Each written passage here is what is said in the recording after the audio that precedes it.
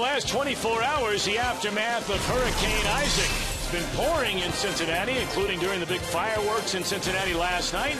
But right now, apparently, Mother Nature in a pretty good mood. It's Labor Day, and it's baseball as the Phillies come to town to take on the division-leading Reds. And hi again, everybody. Happy Labor Day to you and yours. Alongside Chris Welsh, I'm Tom Brenneman. And welcome, as always, to Reds baseball.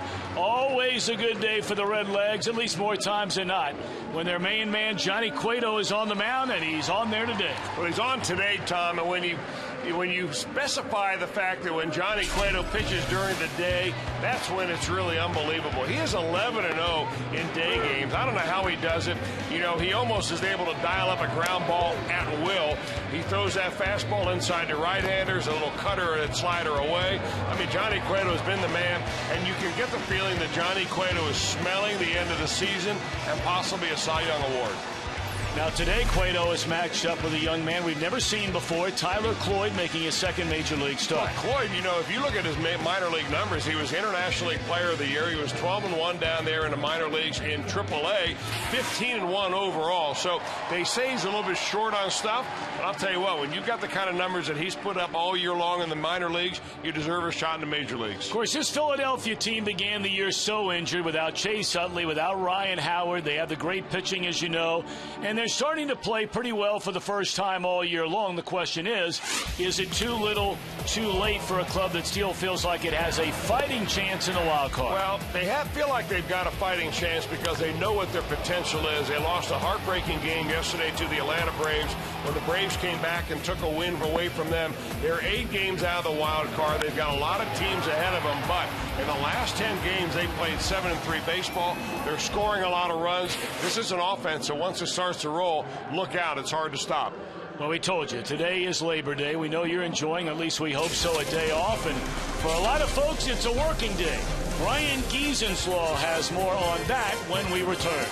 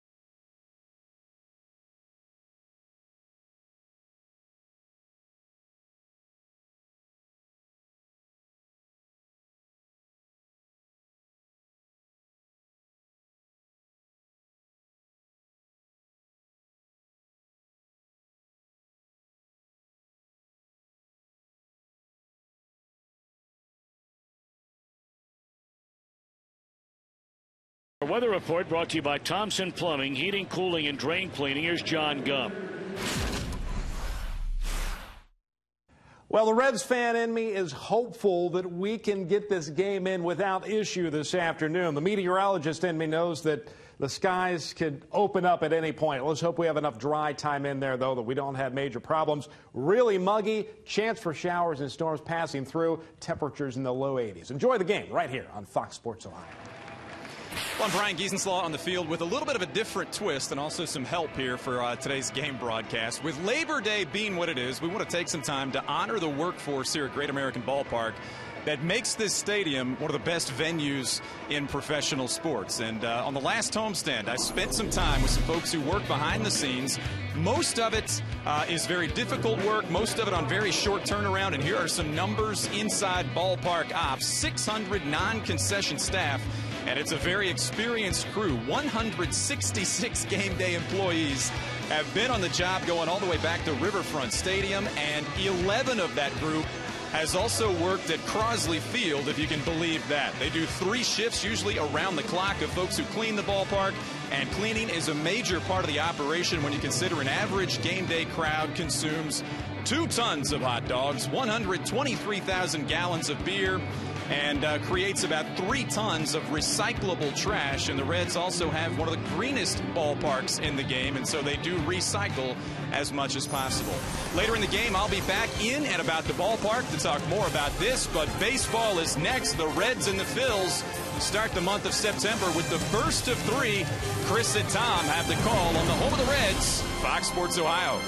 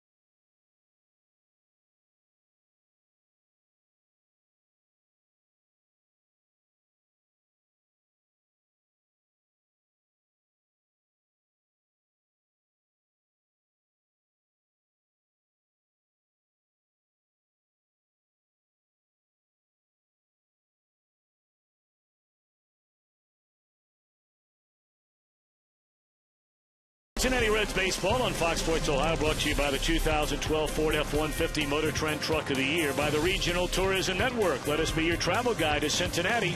Visit CincinnatiUSA.com, and by Skyline Chili. Game time, Skyline time. Stop by your favorite Skyline Chili today. The Fightin' Phils of Philadelphia come rolling in for the first of 3 tonight. Phillies 6 games under 500. Their manager is Charlie Manuel. And his starting lineup reads as follows. Longtime standout Jimmy Rollins at short, Juan Pierre in left, Chase Utley at second base, Ryan Howard the cleanup hitter, John Mayberry Jr. in center, Dominic Brown in right. A latter third of Kevin Frandsen, Steve LaRude, and Tyler Cloyd make up the battery. Johnny Cueto trying to become the Major League's first 18-game winner here today. 17 up, against only 6 losses. It's really amazing what he's done. It's even better lately than what he did earlier in the year. He's 3-0 in his last 4 starts, earned run average under 2. So that brings that very tidy earned run average down even lower than what it has been. And he's won 8 of his last 10 starts out there. So Johnny Cueto's on a roll. His team's getting him just enough runs with which to work. And you know what? He saw this Phillies team not too long ago, just a couple of weeks ago, when they went into Philadelphia to play a 4-game set. And Johnny Cueto didn't have one of his better games, but he did come out of that ball game leading before the bullpen ended up blowing that. That would have been another win for him had he been able to have a bullpen and maybe some extra offense towards the end of the ball game. One of the leaders in ground balls, the leaders in picked off runners, hard to run on. Johnny Cueto, can't wait to get out there and see if he can't dial up a W today. So Jimmy Rollins at 248, 16 home runs, 52 batted in, looks at a strike, and we're underway. And a happy Labor Day to all. 3-day weekend, had the big fireworks show downtown here last night, even in the rain.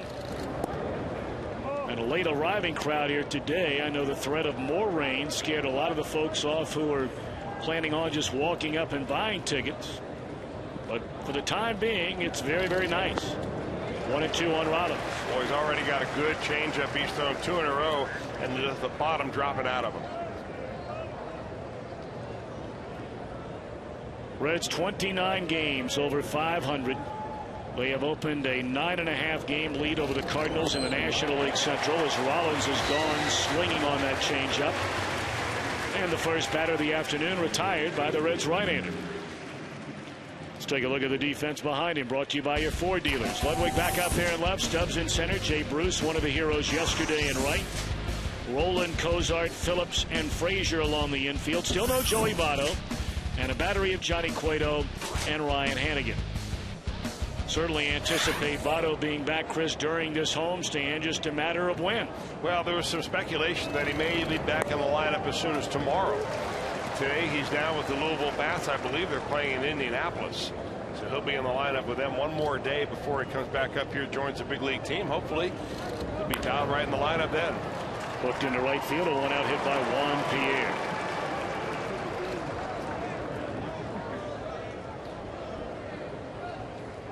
Pierre, a major base stealing threat, among one of the biggest base stealing threats in all of Major League Baseball, and has since he came up with Colorado.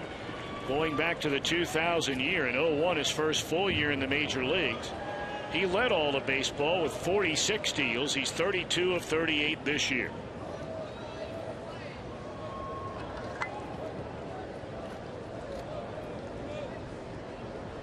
But as Chris has mentioned, every time we see Johnny Cueto, he has become one of the most, if not the most difficult pitcher in the game to run against. Well, certainly in the game today, he's the most difficult, at least right-handers, that is. And maybe historically speaking, he may be among the best ever in shutting down the opposing running game. And boy, when you're a ground ball pitcher like Johnny Cueto, that's a big plus, because you keep that runner at first base, you keep the double play in order. After so many outstanding years for Philadelphia, Chase Utley has had more than his fair share of injuries over the last couple of seasons, including this year. Was not activated off the disabled list until the final week of June. Had that 6-year time frame from 2005 through the 2010 year, where he led all major league second basemen in home runs, RBIs, walks, runs, extra base hits, you name it, any category. Total bases, on base percentage, slugging percentage. But now the last 2 years, it's been rough for Chase Utley, just getting on the field.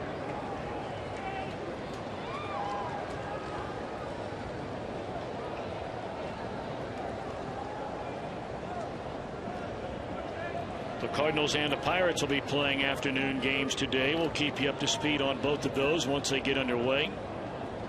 Cardinals at home to the Mets. Pirates entertain the Astros.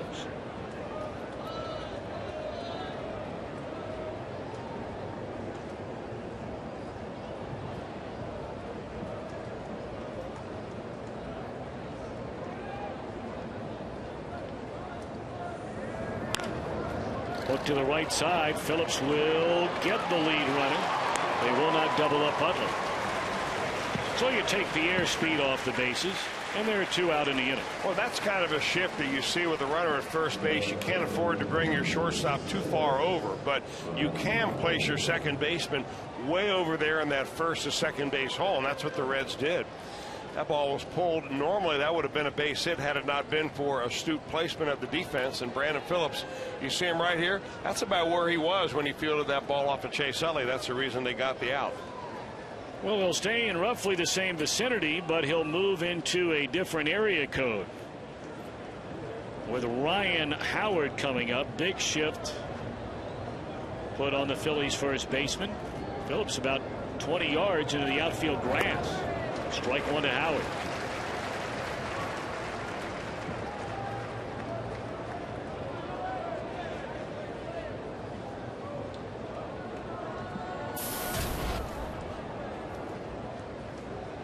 Many remember the final out of last year's National League Division Series when Ryan Howard made contact with the ball, tried to come out of the batter's box, went down in a heap around home plate,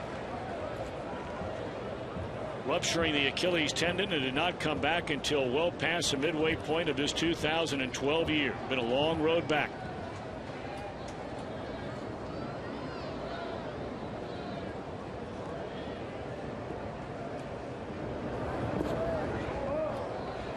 A ball and 2 strikes on Ryan Howard.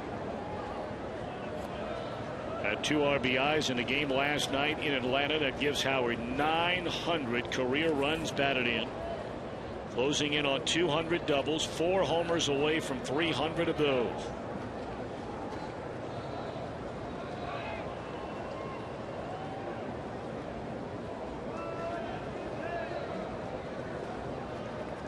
But Cueto trying to put an end to this Philadelphia first inning.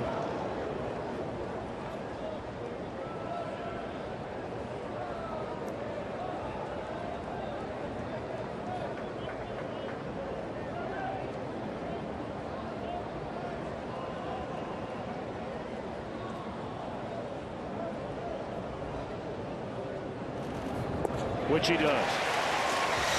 A hit, a man left. A pair of strikeouts in the first for Johnny. Reds come to bat against Tyler Cloyd when we come back.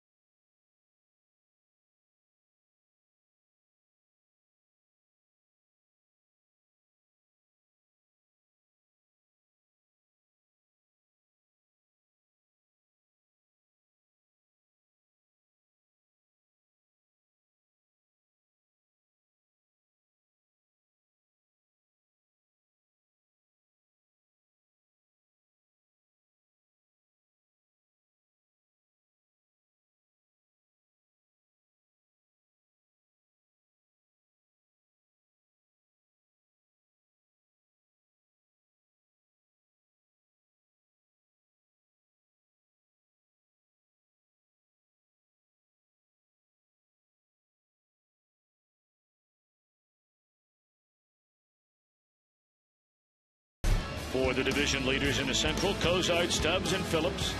Ryan Ludwig in the cleanup spot in left. Jay Bruce in right. Todd Frazier at first. The latter third of Scott Rowland, Ryan Hannigan, and Johnny Cueto. Making his second major league start is Tyler Cloyd, and he's part of our Farmers Insurance report card. How about it, Chris Welsh? Well, we don't know a lot about this young man except that his stuff is about average. He's got good control. He doesn't walk a lot of batters. He likes his cut fastball, which against right-handers might be very effective. In fact, he's been very effective in the minor leagues this year against righties and lefties, but mostly righties. And he has run his record in the minor leagues this year to 15 wins and 1 loss. So Tyler Cloyd knows what it's like to win. He's not won yet. He's only had 1 major league start. That was against the Mets his last time out. But a young man certainly availed himself pretty well after the first couple of innings. He held them to 1 hit over the last 3 innings. Well, you're looking 79 career minor league starts. This young man is 35-15 with an ERA that starts in the 2s. Zach Cozart to start things in a Cincinnati first inning. He looks at a strike.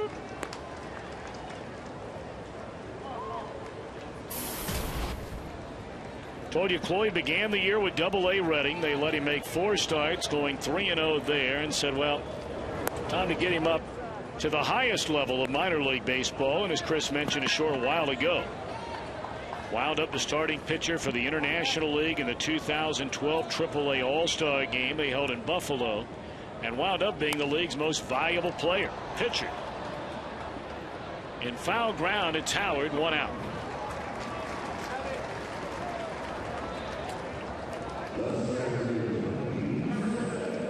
Philadelphia defensively presented by your Ford dealers. Pierre, Mayberry, Brown, left, center, and right. Kevin Franson playing regularly at third. Rollins, Utley, and Howard the mainstays for nearly a decade. And a battery of Cloyd and LaRude.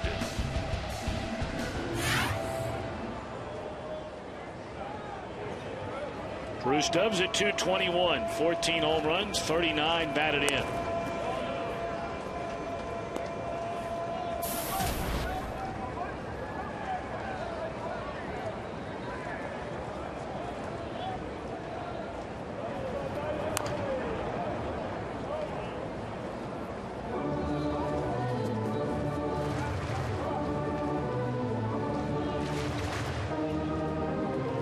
Reds 82 wins and that season high 9.5 game lead are the best in both categories in all of Major League Baseball.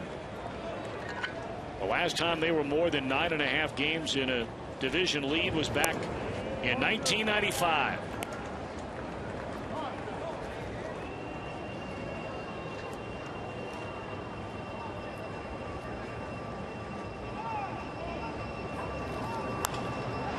In the air, right center field.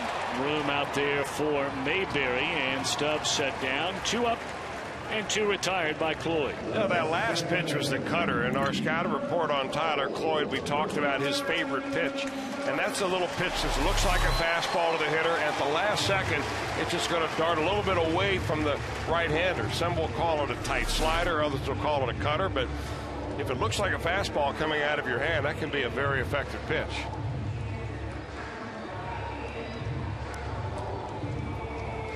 So now Brandon Phillips, 1 point shy of being a 300 batter, 15 home runs, 71 runs batted in.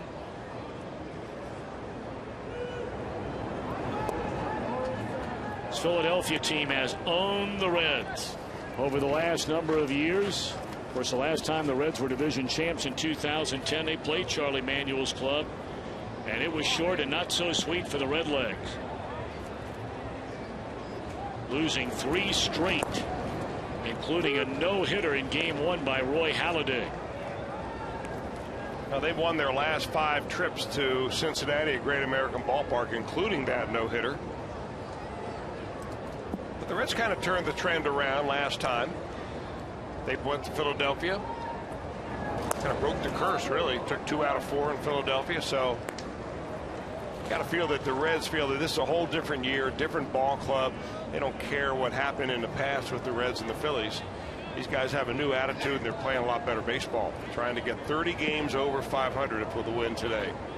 Well, they moosed Cole Hamels on his trip. He was slated to be the starter here today, but wound up starting in the game last night. Pitched very, very well, and in Philadelphia, Chris alluded to it a little while ago, gave up 5 runs in the bottom of the 9th inning, including a game-ending 3-run home run by Chipper Jones against Jonathan Papelbon. That was a big loss for the Phillies. Well, they're 8 games back in the wild card, and of course you've got to win games like that. Those are demoralizing losses. You get on the road just as you think your ball club might have an outside chance. High fly ball into left, and Pierre waits, and it's a 1-2-3 opening frame for Tyler Cloyd. We move to the second, no score.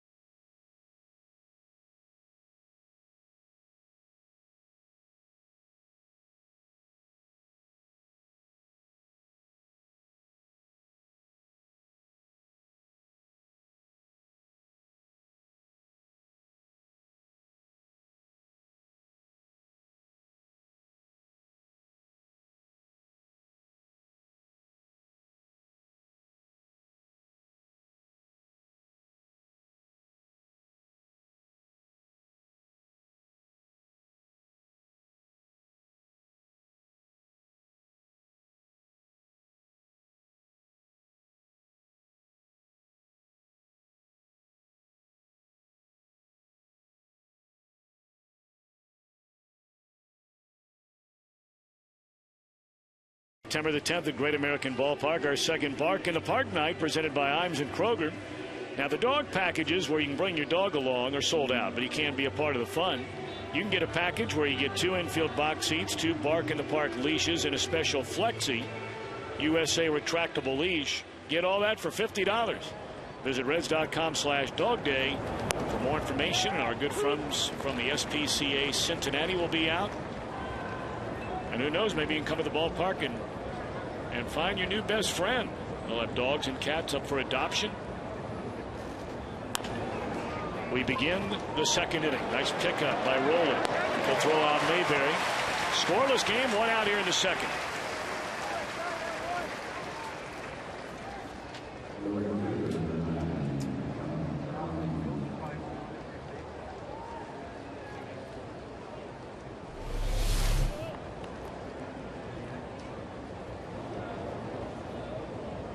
Got to be on your toes if you're playing the infield behind Johnny Cueto. He gets a lot of ground balls. It's almost like he can dial one up at will. But he's got as good a defense behind him as there is in the league. First pitch fastball at 93, just above the belt to Dominic Brown for a strike.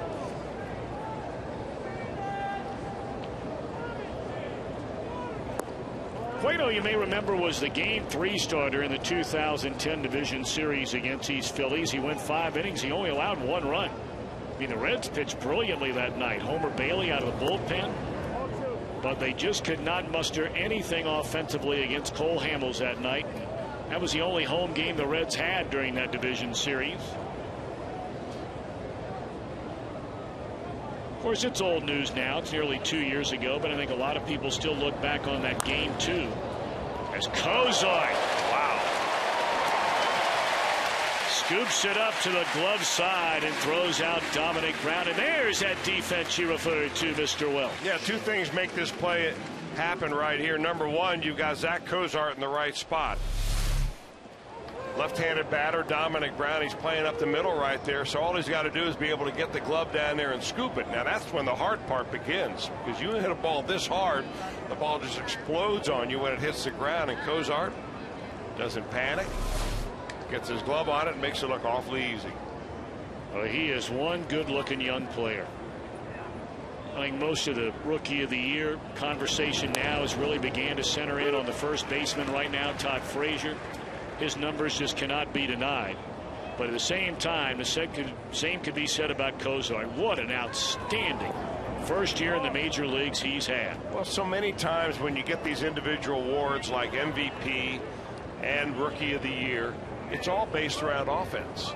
And they're going to say, well, show me the numbers. And you'll say, look at Frazier's numbers, and you'll say, look at Zach Kozar's numbers. But what you don't take into consideration is that Zach Kozar is your everyday shortstop, and that is the most important position. Maybe second base is as well, but I mean, up the middle is where you want your best defense, and he is delivering some of the best defense in the league at shortstop. And I think every writer out there who votes on it will probably ignore what he does defensively.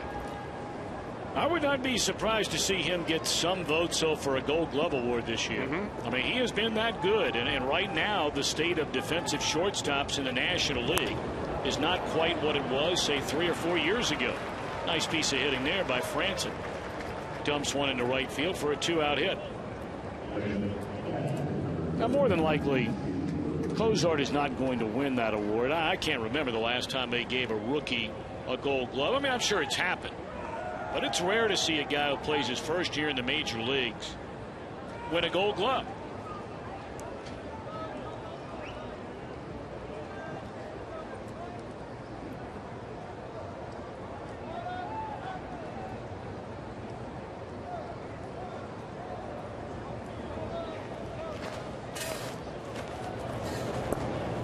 LaRue behind a plate today, and it's off the outside corner, ball 1.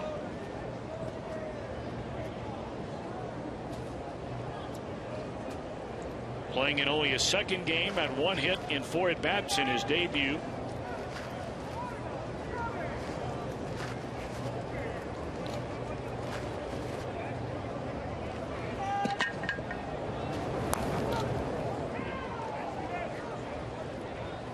But catcher position primarily due to the outstanding play of the injured Carlos Ruiz.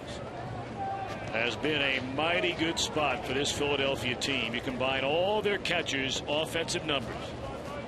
311 the batting average, 62 extra base hits, number 1 in doubles and slugging percentage among all catchers in the league. Cozart will play to first. Inning over. A hit, a man left. Reds back into second of a scoreless game.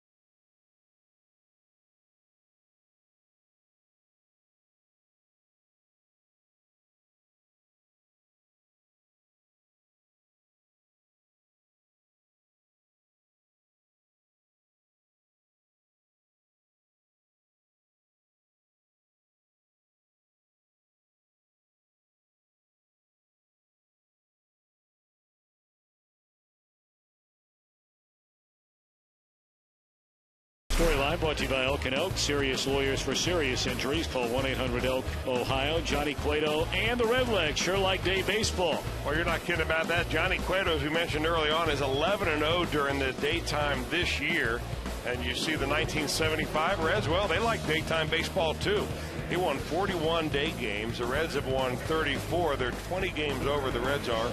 And you know, if you're going to play a lot of day games, and of course in this league you do, a lot of getaway days, a lot of holidays, weekends, Sundays played during the day, you got to figure out a way to get up early and get at it.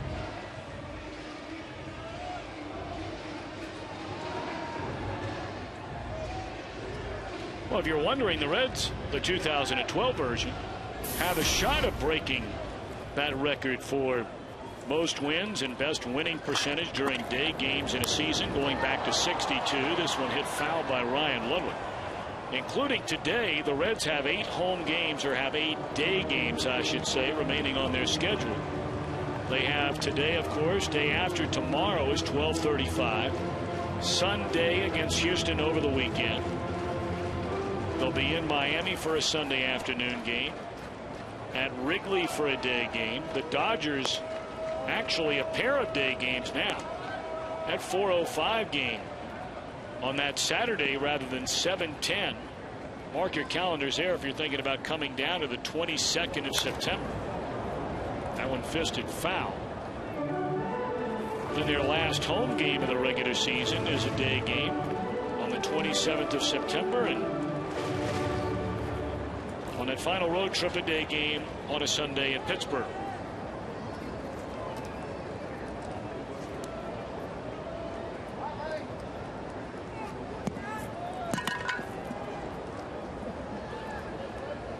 A ball and 2 strikes on Ryan Ludwig against Tyler Cloyd. And another fastball that runs in on him, fouled out of play.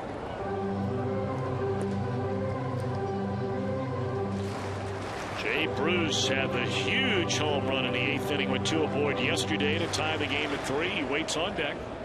And then it's Todd Frazier.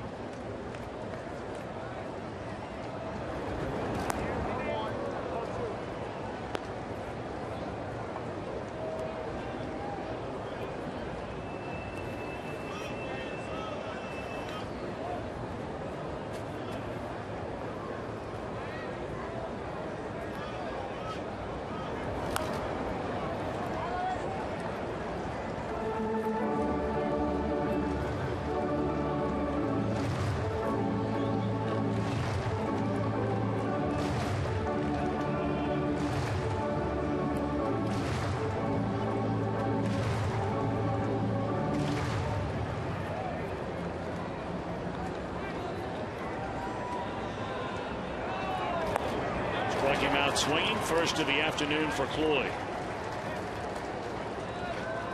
Well, Ryan Ludwig was being a little bit pesky in the batter's box, fouling a few off. So finally, Cloyd decided to pull the string on him. That's a nice little changeup right there. You see the grip, turns it over, runs it down and inside to Ryan Ludwig, who swings right over the top of it. Jay Bruce, 29 home runs, 87 runs batted in, including that 3-run home run.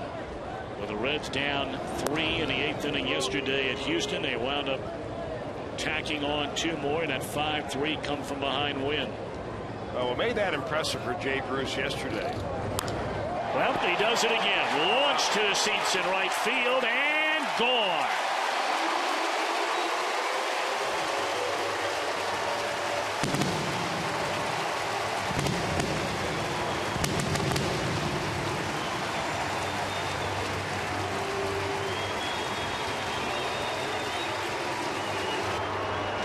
Number 30 for Jay Bruce in a 1-0 lead. I was about to say about the home run yesterday. Jay Bruce was so impressive because he hit it off a pitcher that was brought in specifically to pitch to him. Here, a little changeup that Cloyd gets up in the zone, and boy, that just kind of hangs right there for Jay Bruce.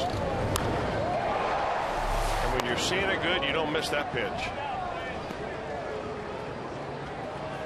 Well, the only National Leaguer with more home runs than Jay Bruce is Milwaukee's Ryan Braun. He has 37.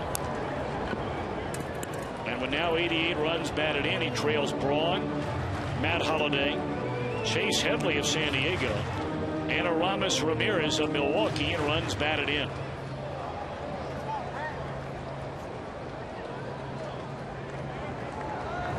Bruce putting together his best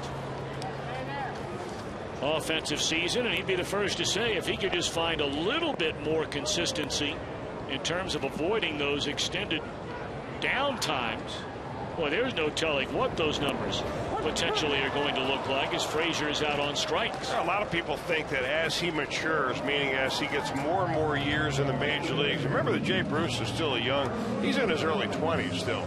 So when he gets to be 27 or 28 years old, all of a sudden you shorten those troughs of slumps to the point where you fix them a lot easier and quicker, and you get back on it because mainly you don't let it bother you as much because you've been around a while. You know it's part of the game. You don't panic, and you don't let the slump grow into have a life of its own.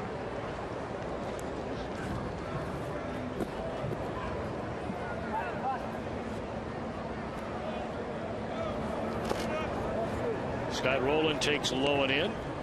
2-0 to Rowland. Hey, well, both these pitchers are doing so far, with the exception of the pitch that Cloyd threw to Jay Bruce, is keep that ball down around the knees. I mean, they're both working it low.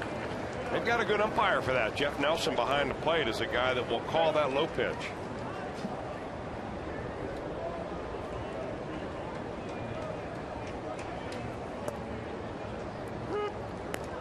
Nelson, the crew chief, joined by Bill Welke down at first, Chris Guccione at second base, and DJ Rayburn, the umpire, at third.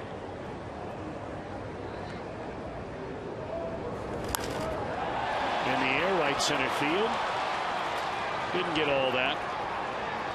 And Mayberry steps in front of Brown. A home run by Bruce gives the Reds a 1-0 lead at the end of 2.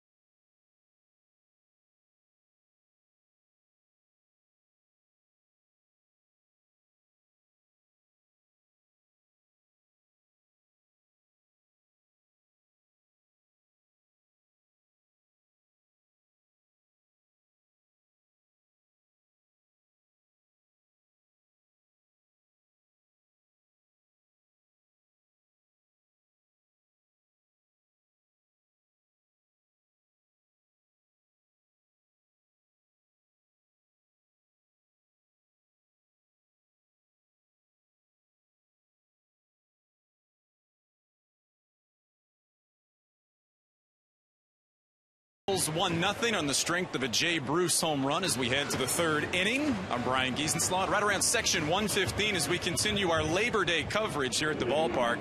And on the last homestand, I spent some time with some of the ushers in the ballpark to find out more about what they do. And you talk about an important crew here at the ballpark that really is, in a lot of ways, the face of the franchise to Reds fans who come in and sit in the seats here every day. They're on their feet all afternoon, obviously show fans to their seats, wipe down every seat before a fan sits down, and they get here about 90 minutes before the game opens. And we talked in the pregame about how long some of the folks who do this job, the fine ladies and gentlemen on the usher staff that have been here, some of them have been doing this going all the way back to Crosley Field, Riverfront Stadium, now Great American Ballpark. So hats off to them, and I think I speak for everyone when we say thanks for all their hard work on Labor Day, guys.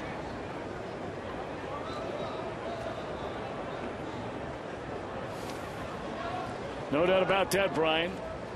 I got to tell you, I had a chance as a high schooler to pick up a few bucks working down here at the ballpark. I used to physically count the tickets. First thing I do is show up at the ballpark and go down into the ushers room, and I would give the ushers their uniforms before every single game. There's a broken bat down to third, and Roland throws out Floyd to begin the inning. So I got a chance to know virtually every single usher in the old Riverfront Stadium. Then we go downstairs underneath and we count the tickets along with other employees that were hired to do that. Then after the game, would clean up the sky boxes, so had a chance to get to know a lot of the janitorial staff that would be here late into the night. I tell you, these are some fine, fine folks. As down to earth, regular, your neighbors, your friends. See them in the grocery store, you see them at church, you see them at school. They're the best. And we thank them for everything they do. They've come a long way. I mean, the fan-friendly ushers here at Great American Ballpark, completely different than what it used to be back at the other stadium. In the air to left, and Rollins retired. Just a great fan experience here. And again, if you haven't picked out a ticket or a day that you want to come down to a ball game, you're running out of them. This homestand, this 9-game homestand, might be one you want to get on out here to the old ball yard. I had one of my teachers in the 7th grade, Bob Williams, who was an usher here. Boy, he worked it at all three ballparks, as Brian referred to a little bit earlier. Those are back in the days in public school where if you weren't paying attention, be sitting in the back of Mr. Williams' social studies class and trying to learn all 88 counties in the state of Ohio. And if you weren't paying attention, what a play by Frazier, and they get the out. Beautifully done by Frazier, knocking it down, staying with it, and Cueto waiting on the feet in time to get to Speedy Pierre.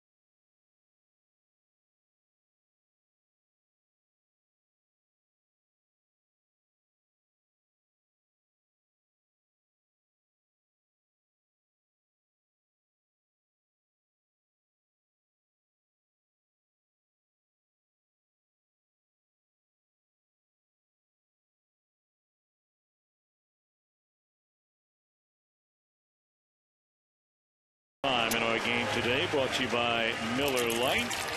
And we always remind you, if a Red hits that Toyota sign during our game in right center field, Chris Stoltz from Cincinnati will win the beautiful new Tundra on display here at Great American Ballpark. Register for your chance to win it in an upcoming game. Just stop by your Cincinnati and Northern Kentucky Toyota dealer.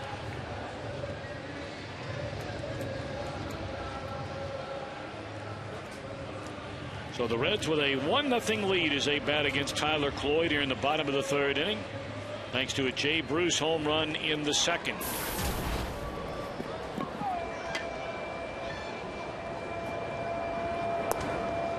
And their strike.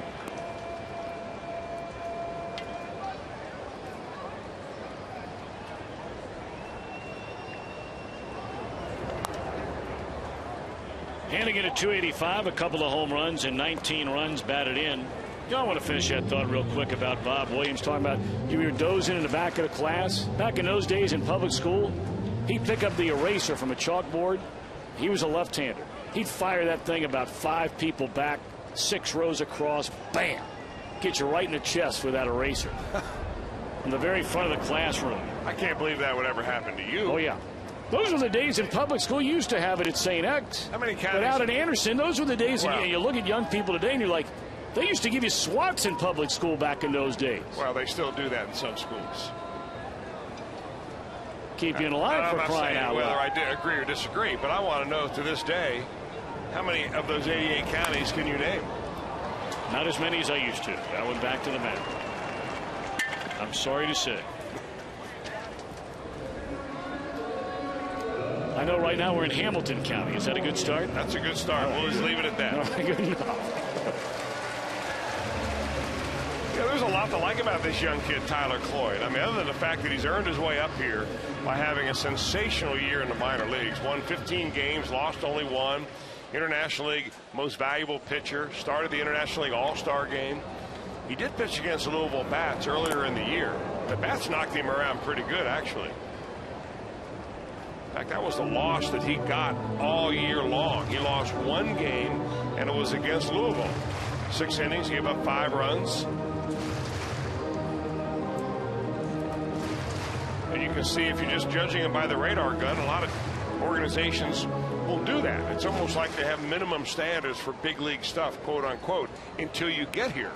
Once you get here, it doesn't matter what your stuff is on the radar gun as long as you get hitters out.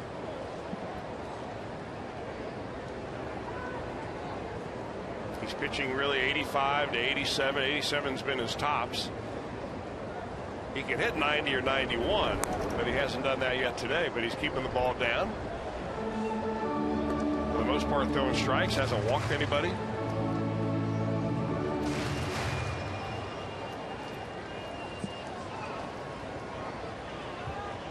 Quickly ahead is Cloyd of Cueto at 0-2.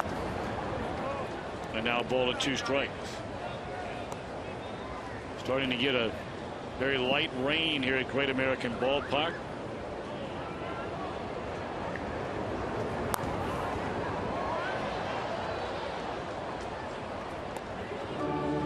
And many in the stands are either finding the poncho they brought along with them, perhaps an umbrella, or looking for cover. 2 away. Well, this season here on Fox, we're proud to support Boys and Girls Clubs of America. A place where youth can reach their full potential as productive, caring, responsible citizens. To learn more, please visit greatfutures.org/Fox Sports. 3 strikeouts on the afternoon for Cloyd. There are 2 away here in the third, and now it's Zach Kozart, who fouled out to Ryan Howard in the first inning.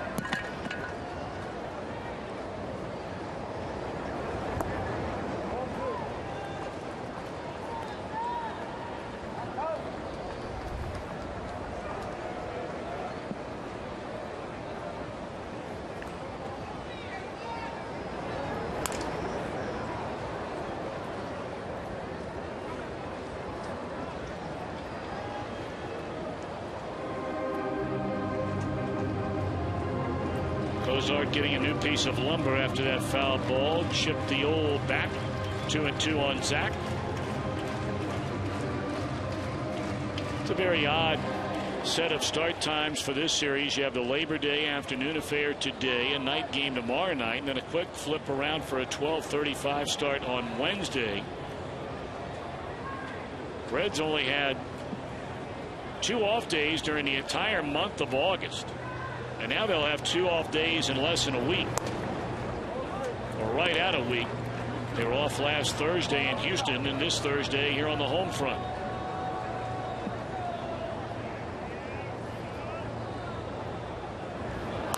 Starting to talk a little bit about, some might say it's too early, but there's a number out there nonetheless, Chris, which stands at 19. That is a magic number for the Reds to clinch a National League Central. It's nice to just be talking about a magic number, isn't it? And not an elimination number. A 1-2-3 third for Cloyd with a couple of strikeouts. Reds with a 1-0 lead.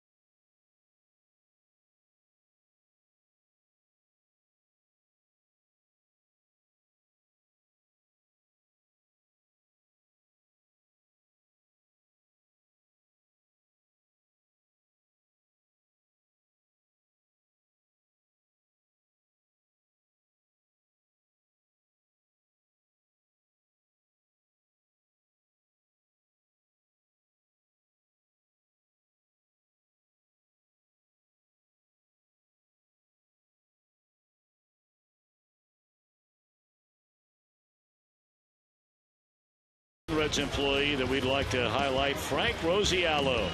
He works a Reds front desk during the week and on game days. His experiences can be extreme, interesting, deals with fans every moment of his job, and really the first face or even voice that a Reds fan will come in contact with here at the ballpark. Such a valuable resource to the Reds. Frank Rosiallo. See him during the wintertime. Good man. Keep up the great work, Frank. Reds are lucky to have you.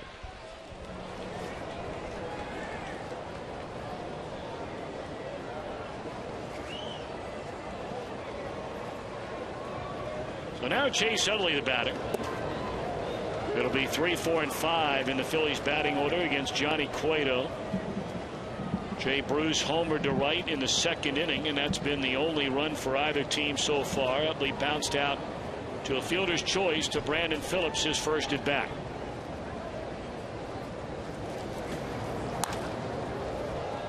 In the air, a long run for Ludwig. He'll get to it. 1 out.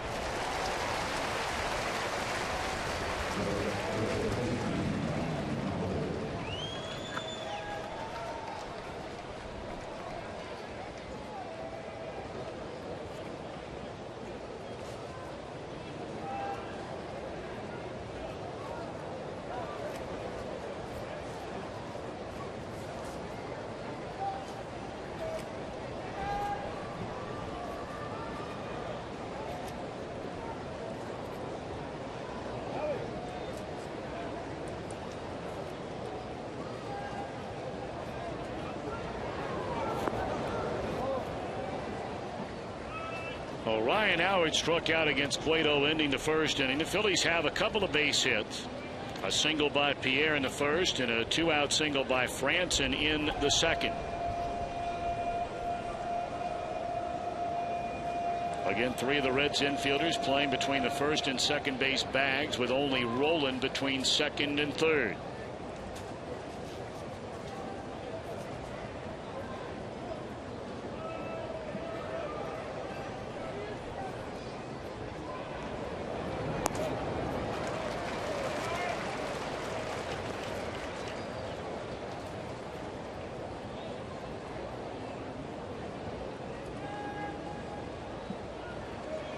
Five consecutive years before 2012, the Phillies have won the National League East. And they've done it, of course, with extraordinary pitching. And a lot of the load offensively carried by Rollins, Utley, and Howard. But all those guys starting to grow a little older. And injuries the last year or two have caught up with all three. They traded away Hunter Pence. They traded away Shane Victorino. And many wonder now, Chris Welsh, what's this Philadelphia Phillies future look like? They've still got the pitchers. But what about on offense? Well, they also still lead, I think, the major leagues, if I'm not mistaken, in attendance. So it's a big market anyway as far as the television market goes. They get a lot of money from that standpoint. And when you're drawing and packing your house every night, that gives your team some extra cash with which to work. So Ruben Amaro, the general manager, he's been able to go out and make deals that other teams just simply have to walk away from, simply because they've got so much money with which to work. I don't think you're going to see a rebuilding process in Philadelphia. It'll be more like reloading. Boy, how did that be fouled? Didn't that ball look like it kicked up chalk to you? It did. The question was, where did it cross a bag? And of course, once it crosses that bag, it's Bill Welke's call. Before the bag, it's a home plate umpire's call. I think that's what he's explaining to Todd Frazier right now. We take a close look at it and kind of freeze it right there. He calls it foul. Todd Frazier saying, hey, well, it hit the line, didn't it, after it went past the bag. It's called having some spin on the baseball.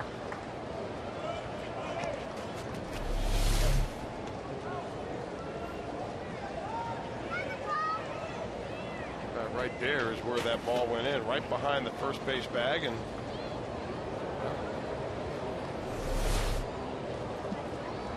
they're still talking about it. Of course, with Todd Frazier down there, they're still talking. You never know about what.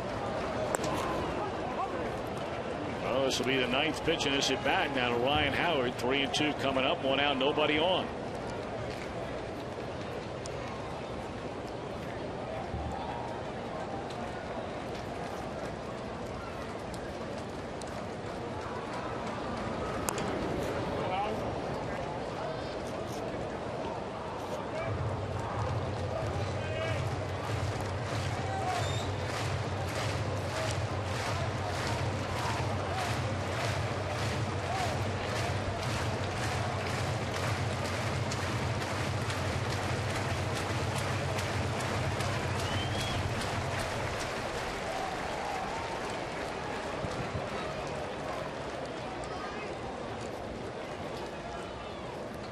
Pitch number 10 in this at bat, Cueto against Ryan Howard, and once more it is a payoff pitch in the at bat, and it'll be an 11th.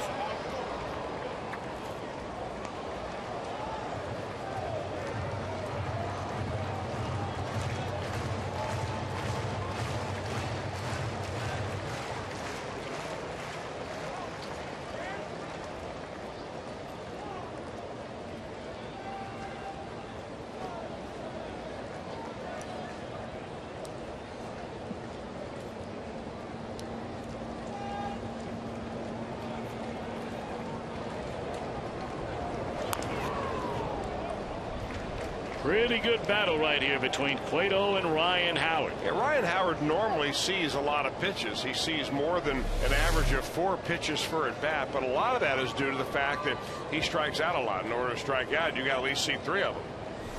And you can see where Johnny Cueto and Ryan Hannigan want to pitch him, which is just simply stay away. Down and away, better than up and away.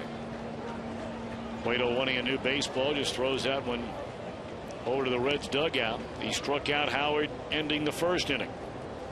12th pitch of the at bat. He got him on a slider down and in the first inning, and Cueto early in this count wanted to throw it there again.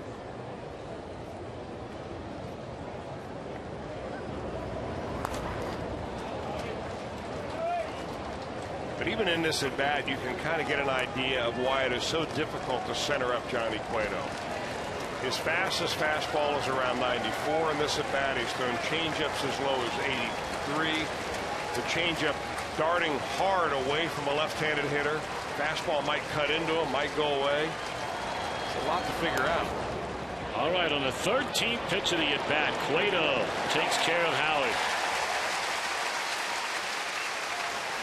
And finally got him on a changeup. Now, I've got to correct something we talked about earlier, Tom. We were talking about Zach Kozar, possible Gold Glove award. I said the writers vote. The writers don't vote. The managers and the coaches vote. Yes. And of course, the manager is not permitted to vote for any of his own guys. So you just think that maybe down the road, Kozar, Troy Tulowitzki won it last year or the year before. Before that, it was Jimmy Rollins for, I think, 3 or 4 years in a row. So, I mean, astute coaches and managers around the league know exactly how well he has played, especially those that get to see him play a lot. And in this division, obviously, those guys ought to all give the nod to Kozar.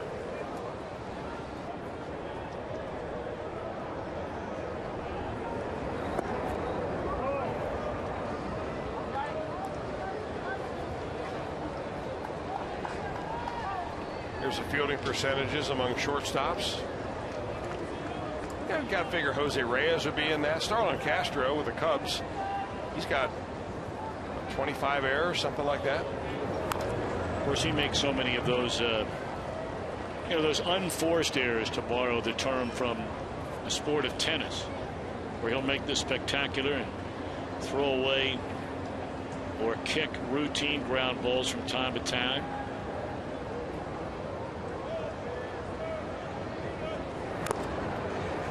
One and two on John Mayberry.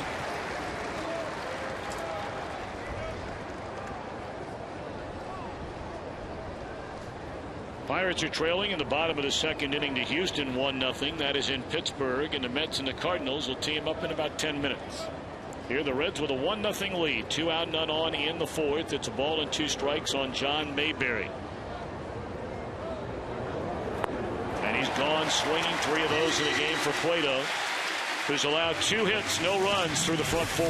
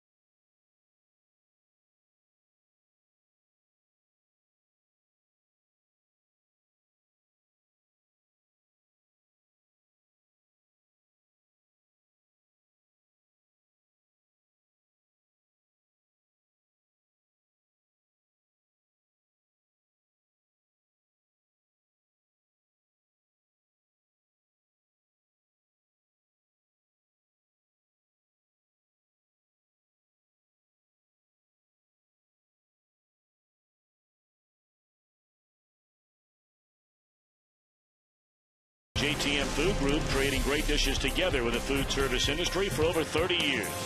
Buy your Cincinnati and Northern Kentucky Toyota dealers. Visit buyatoyota.com, including mobile. And by AT&T, the nation's largest 4G network. AT&T rethink possible. Johnny Cueto. 4 scoreless innings. Jay Bruce homered for the game's only run back in the second inning. So 1-0 as Cincinnati bats in the 4th. Stubbs, Phillips, and Ludwig coming up against Tyler Cloyd, making just his second major league start after an outstanding year, a multi-award winning year for Cloyd inside the Phillies minor league system. Stubbs, first pitch swinging, pops it up off the end of the bat, and this will be easy in the rain for Rollins. 1 out.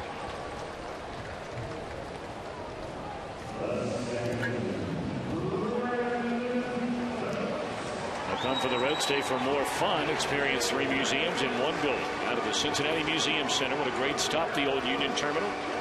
Make it a weekend getaway and book your stay at CincinnatiUSA.com. And the heavy stuff, or heavier anyway, beginning to fall now. Well, we had heard about the possibility of a quote-unquote pop-up shower from time to time today. Well, hopefully this will be right by us in no time at all. We're going to play through this one for the time being. Ball 1 to Brandon.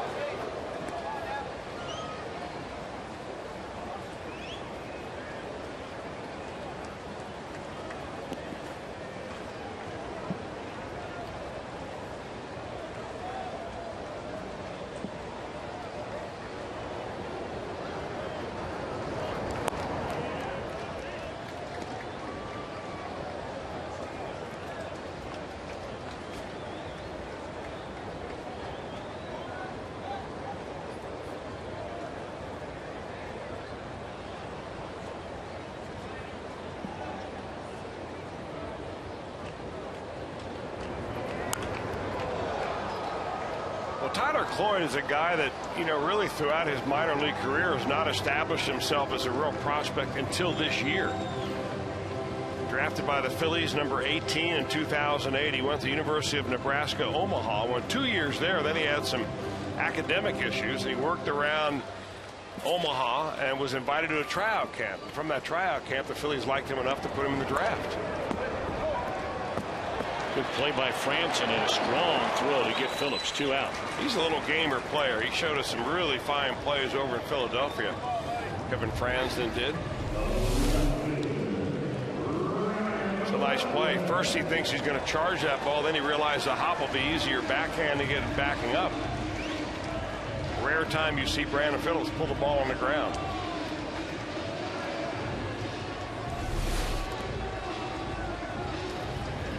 Reds have had only 1 base runner through the first 3 2/3 against Cloyd here today, and that of course with Jay Bruce finding the seats in right field with 1 out in the second inning.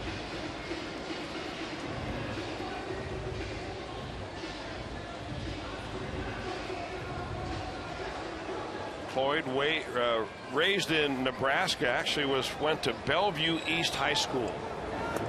That happens to be the high school of a former Cincinnati Reds player who played for the Reds briefly in 1996. Was traded to San Diego for Mark Kroon. Remember that player who we're talking about? Buddy Carlisle. The only other major leaguer from that school.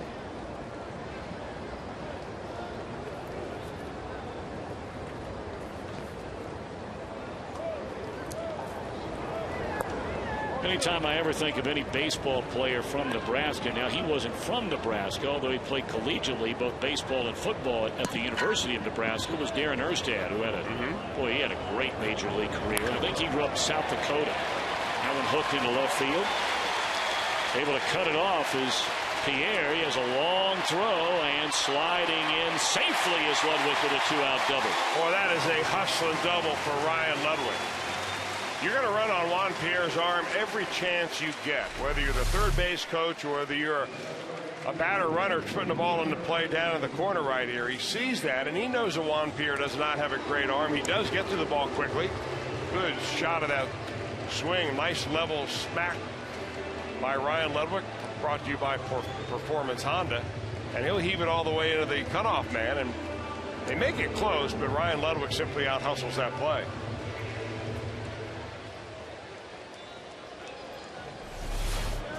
So now with a base open, what do they get Bruce to hit with a runner at second and 2 out? Fastball up and away, and they put on the big shift. Franson has to guard against a possibility of Ludwig taking off for third. So he's only about 15 feet, 20 feet maybe off the third base line. And a huge gap between Franson and Jimmy Rollins. A ball and a strike on Jay Bruce.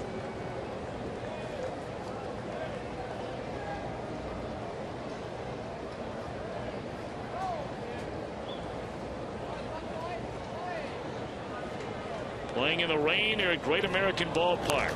And Bruce pulls it foul. This swing right here, the only run so far.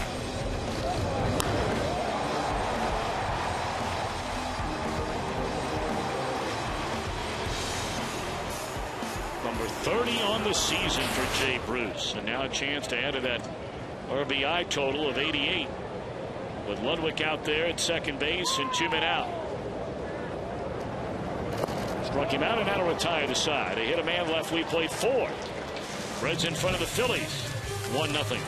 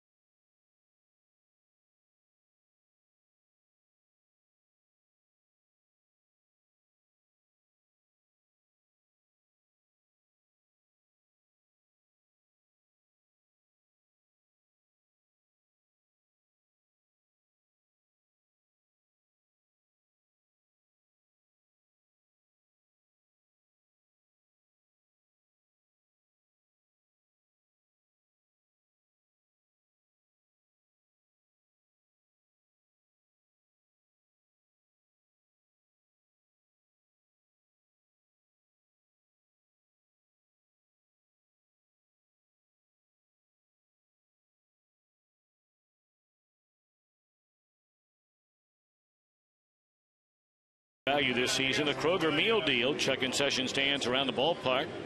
It includes a hot dog, a bag of Lay's chips, a 16-ounce Coke, and on this homestand, a Quaker Chewy granola bar. It's called the Kroger meal deal, and it is a great deal. Get it for $8.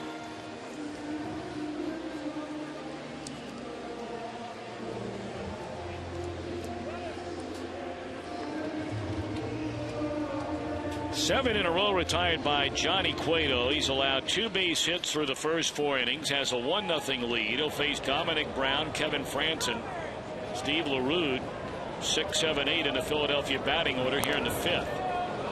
Fastball challenging Brown, who hit the ball very hard. Right at Zach Cozart, who threw him up and threw him out back in the 2nd inning.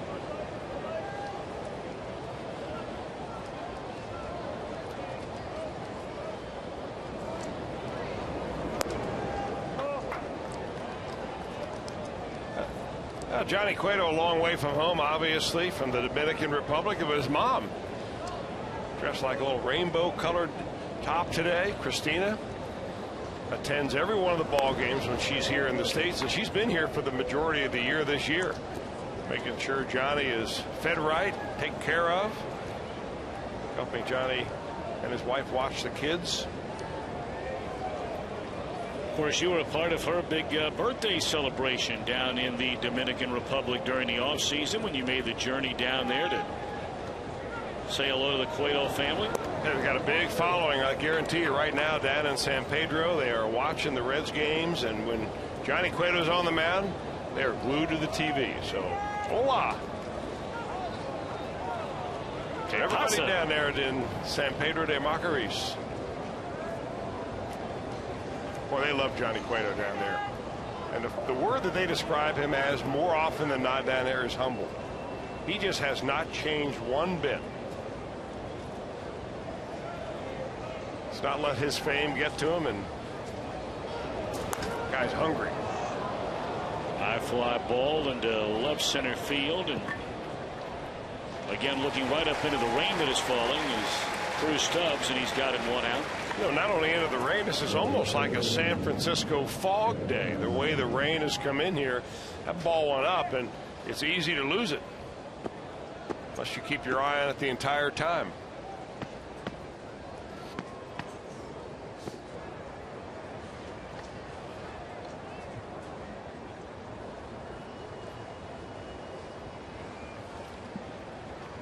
Franson, one of the 2 Philadelphia hits in a game. In fact, he's the last Philly to reach base against Cueto when he had the 2-out single to right in the 2nd inning.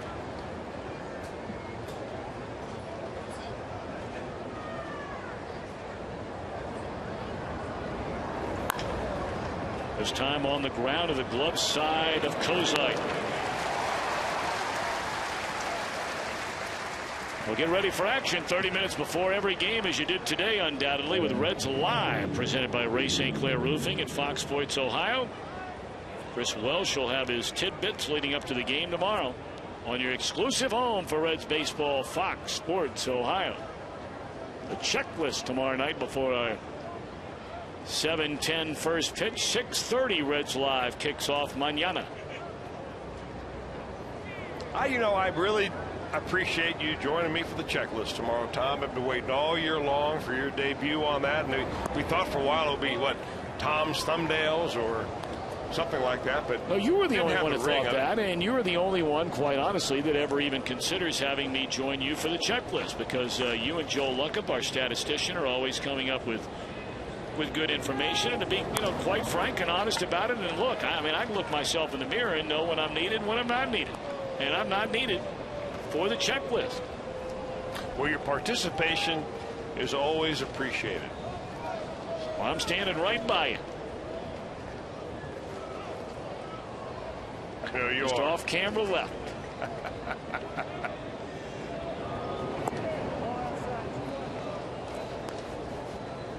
Well, if we are indeed going to produce a checklist tomorrow on Bowtie Tuesday, by the way, so come prepared. We'll come up with a good one, with or without your help. Some guys want to be part of the team, and some guys just want to go it alone, I guess. And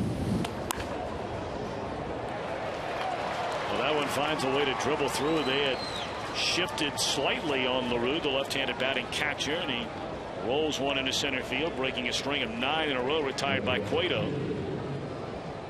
So now the pitcher Cloyd will bat with 2 out and 1 on here in the 5th inning.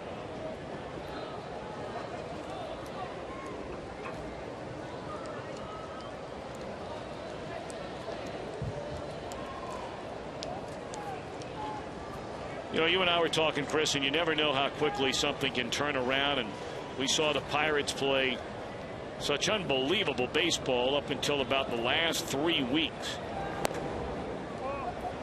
But boy, they have gone from a team that was, a game or 2 out of first place to all of a sudden a whopping 11 behind the Reds. And they are trailing already today at home against Houston. 2-0 that game in the 3rd inning.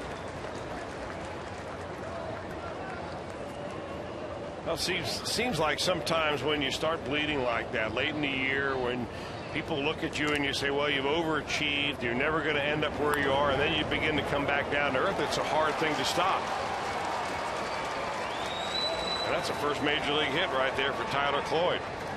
I was just getting ready to say, this is a time now with the rain falling like it is, and granted you don't know how long it's going to fall, but before that at bat I was going to mention you really got to zero in on this pitcher coming up. I mean, you get through this inning with a lead, not knowing what the weather might hold, and it would be an official game with your team ahead 1-0. And now Cloyd into center field with his first hit, and you're facing Jimmy Rollins with 2 on and 2 out.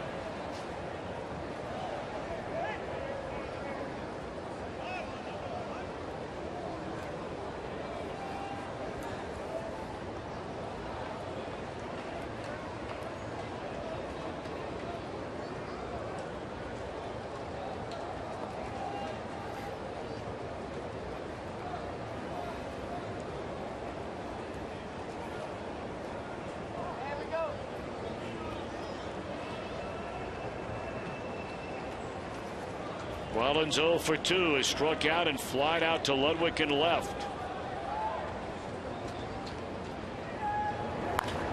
And it is drilled into right center field. Bruce will watch it fly. Can you believe it? First two retired in the inning. The number 8 hitter with a hit, the pitcher with a hit, and Rollins a bomb to right.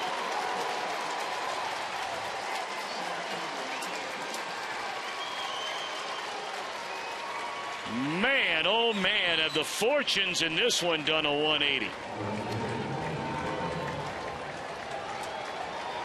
Well, 2 little ground balls up the middle got the inning going, and then that ball right there, a hanger. Johnny Cueto, I think that may have been a little slider that he just tried to come back door on, and he just gets it up in the zone, and Jimmy Rollins hammers it. First home run that Rollins has ever hit off of Johnny Cueto. Only is he had 3 runs batted in prior to this. Johnny, get over there. And a call to safe over at first.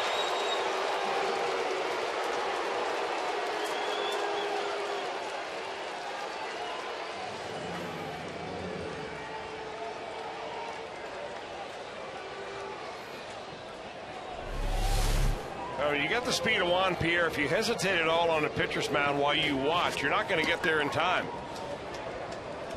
I think Johnny was there, but I think the ball wasn't in his glove in time. They couldn't get it to him because they couldn't get him to lead him fast enough. Good call. Boy, Pierre can still fly down the line. Well, we were just in the midst of the conversation about how quickly things can change in reference to the Pirates. But look at this inning. Goodness gracious. They're going to call some ground crew. Yeah, they're going to call some ground crew guys out there right now, Tom, to try to maybe get that mound a little bit drier out there. Could have been that on that last pitch of Jimmy Rollins that he slipped just a little bit with his foot and got the ball up in the zone instead of being able to deliver it where he wanted to. That's part of the ball game, of course, but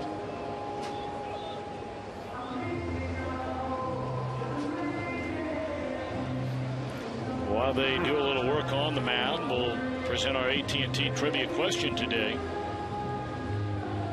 Who are the 4 National League shortstops to accumulate 2,000 hits with one franchise? Well, I would imagine 2 of them are Cincinnati Reds. Matter of fact, you can pretty much take it to the bank. Davey Concepcion and Barry Larkin. Is that a National League question?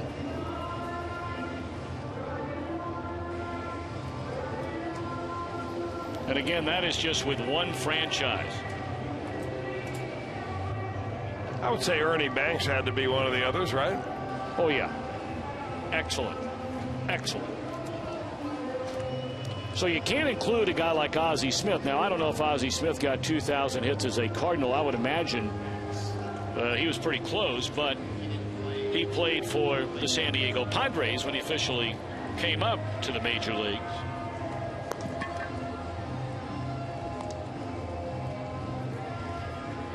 And we should note that the next hit Jimmy Rollins has will be the 2,000th hit of his major league career, which has been spent in its entirety with one franchise, the Philadelphia Phillies.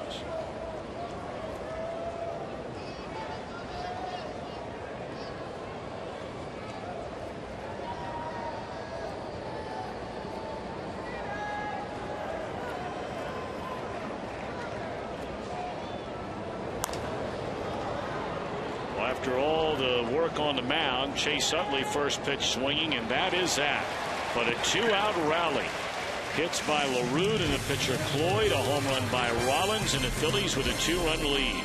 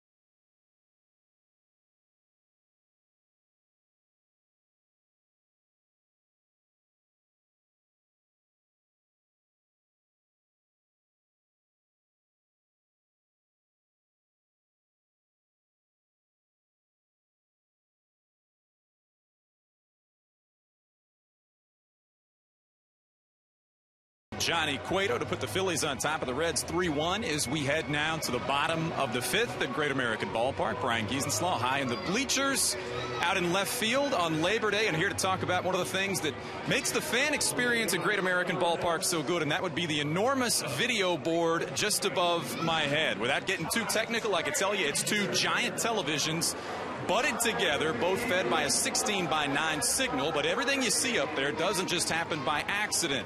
On a game day at the ballpark, there are 27 people in the scoreboard room here at the ballpark. That includes everyone from audio and video people to the DJ in charge of the music, the organist who plays between at-bats. It's all there, and they make it happen for you each and every game here at the ballpark. And I can tell you this as well.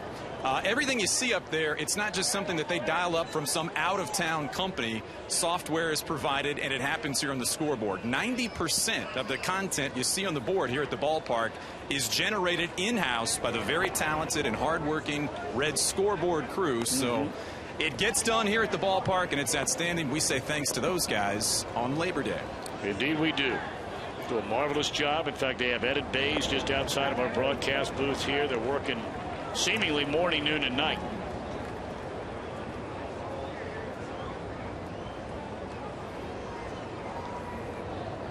Well, young Mr. Tyler Cloyd is now pitching with a lead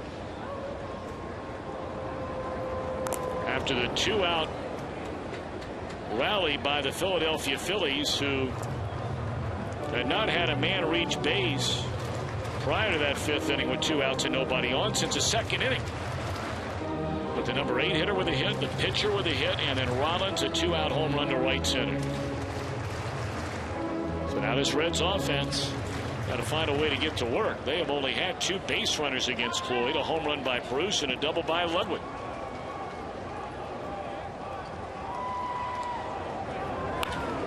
And make it 3 base runners. Leadoff single by Frazier here in the fifth. Well, his catcher, Stephen LaRue, just went out there and probably reminded him, get the ball down, because he missed with a pitch up, and that's when LaRue went out there, probably said, hey, I want to remind you right now, we got to keep the ball down right here. We got a lead. Let's keep them right where they are. And he hung that pitch right up there for Todd Frazier to rip into left field.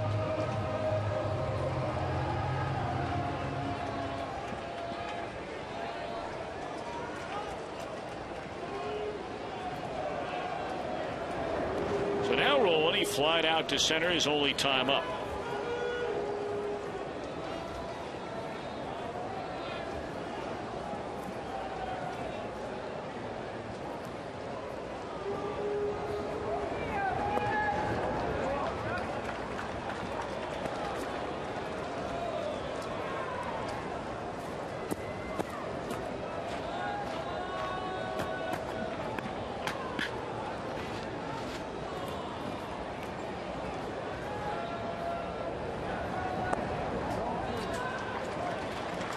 We were talking earlier about that stunning loss surrendered by Philadelphia last night, giving up 5 runs in the 9th inning against Atlanta. The game-ending home run by Chipper Jones against Jonathan Papelbon. And, you know, the difference between it's a 2-game swing when you lose to the team directly in front of you that you're chasing. There's a home run by Jones deep into the night in right center field. I mean, there is a substantial difference between all of a sudden being the 3rd of September being 6 back as opposed to being 8 back. Well, you're right, but just think back to that Cardinals series when the Cardinals lost to the Reds in the very last game. And they had a chance to leave town, really gaining some momentum on the Reds. The Reds ended up taking that last game from them, and it cost them 2 ball games, essentially.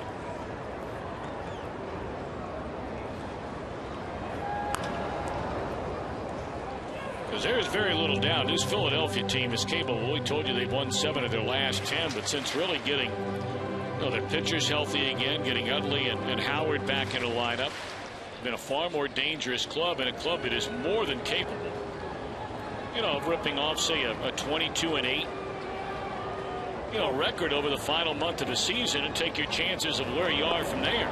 Roland Gone swinging with 1 out in the 5th.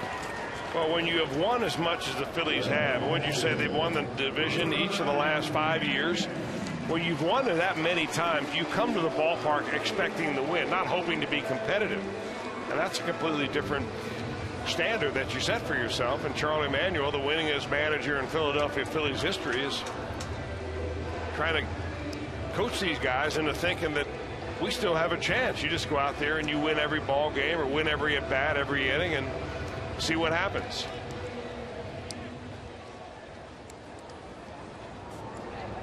Ryan Hannigan, the batter, with 1 on, 1 out. Hannigan, a soft liner, back to the mound, is only at bat today.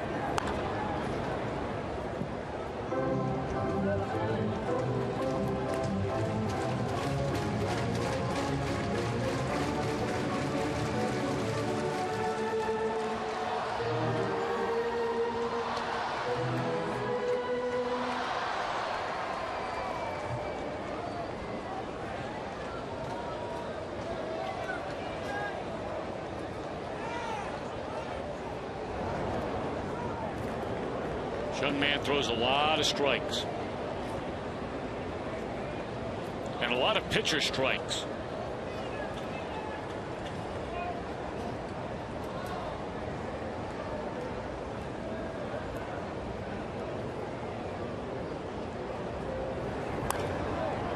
That pitch just ate up Hannigan. Second time in a row he's done that to the Reds catcher, and they're 2 away in the inning. He's got nice late movement on his fastball, although I don't think that was a fastball in the low 80s. I think it was a changeup that just had a lot of lateral movement and comes right in on Hannigan's hands.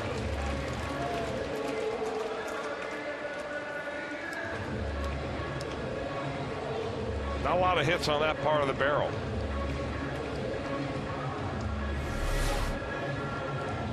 Actually, not on the barrel, it's on the hand.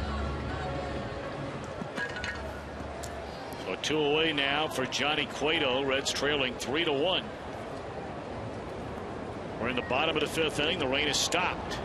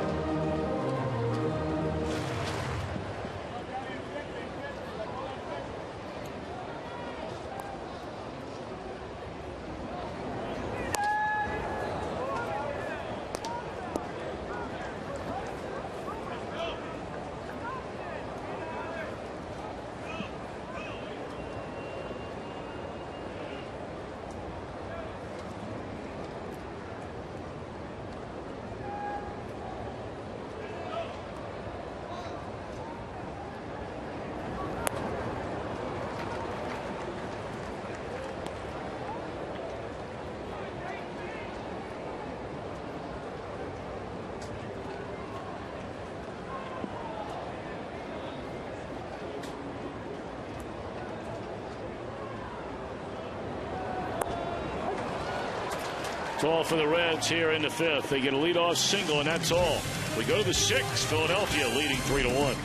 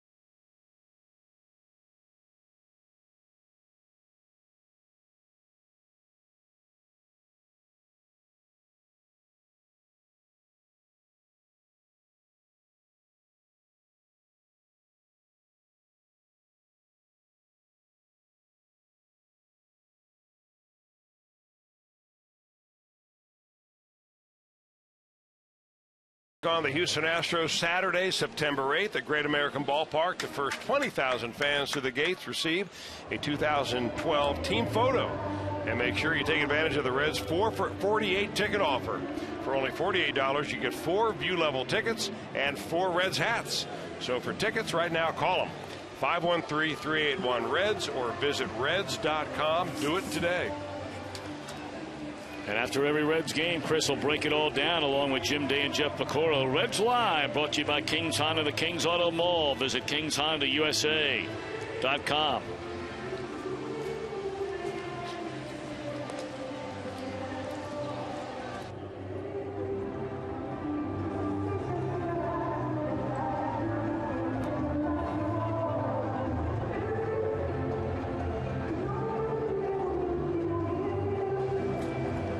Ryan Howard to be followed by John Mayberry and Dominic Brown in the top of the 6th inning.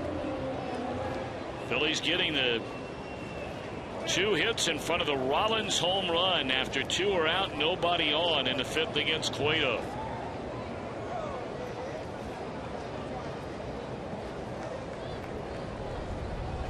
Lights are on, although a little bit of sunshine, at least some of it finding a small fraction to peek through of this completely overcast, nearly completely overcast Labor Day in Cincinnati, the final remnants of Hurricane Isaac.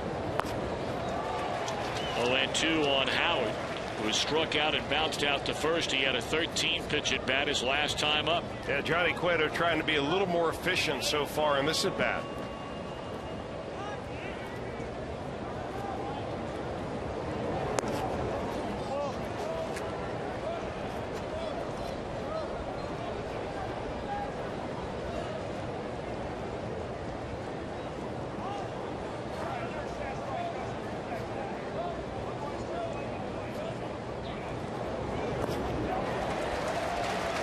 And more efficient indeed. It took 4 pitches this go round. Well, he picks the strikeout up right there. That's a 3rd strikeout. And let's take a look at this particular at bat. Johnny Cueto versus Ryan Howard, pitch by pitch. Brought to you by Mazda. We're going to go off speed first, or make it a fastball first, then go off speed. So he's behind the fastball, ahead of the breaking ball, tries to tease him with a high outside fastball at 94, and then changes speed again, that time with a slider down and in. That's the same way they got him the first time up, although Howard did make contact in his second AB. So trying to figure out Johnny Cueto.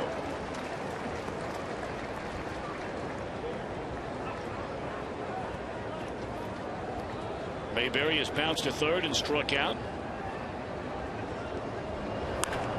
That ball is crushed into left field, and it is gone. Over the yellow stripe, a laser home run by Mayberry to make it a 4-1 game.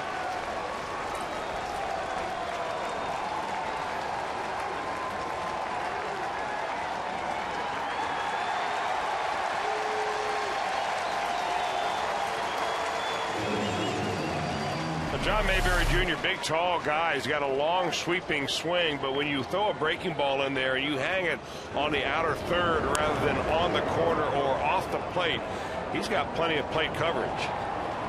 Ball barely got high enough to leave the yard, but it was right there, and it makes it a 4-1 game.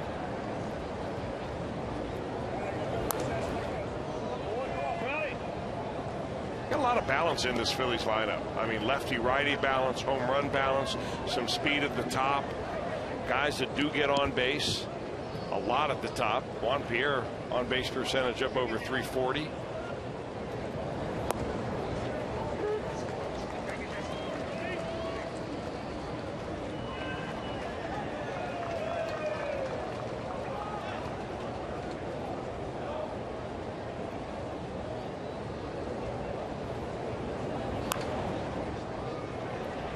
Fisted to Brandon Phillips in short right. 2 are out in the inning.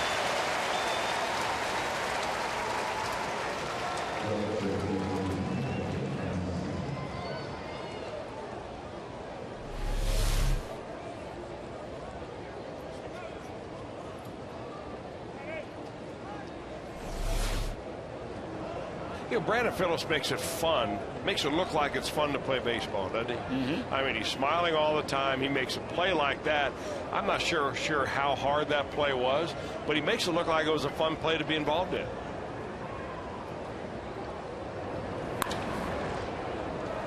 Base hit into left field by Franson. He has 2 hits and 3 at-bats today. He's a little grinder. I know I've said it before. We said it when we saw him over there in Philadelphia.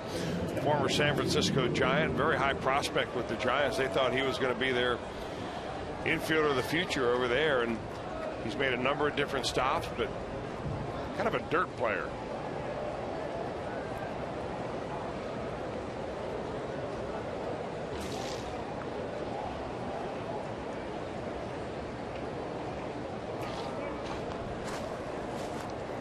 So the Phillies 6th inning continues for LaRue to have the 2-out single. A little dribbler into center field. Went to second on a similar type hit. The first major league hit by Tyler Cloyd behind him. Well, Stephen LaRue only had his first major league hit the other day. I mean, here's a young man that probably got the biggest surprise of his life when he got the call from down in Double-A to get called up to the major leagues. He's got all of 9 games under his belt as a Triple-A player. So the Phillies, with an injury to their #1 catcher, Carlos Ruiz, and their #2 catcher, Brian Snyder, on the disabled list. They had Eric Kratz. He's a guy that probably will be battling hard for the backup job next year, Kratz will. And LaRue was a guy that kind of fell in the right place at the right time. Wasn't even on the 40-man roster. They made room for him, and here he is in the major leagues. It's obviously a big opportunity for him over the final month of this season to certainly catch the eye of manager Charlie Manuel. There's a bounce out to first. It'll end the inning, but more damage inflicted. Solo home run by Mayberry in a 4-1 Philadelphia lead.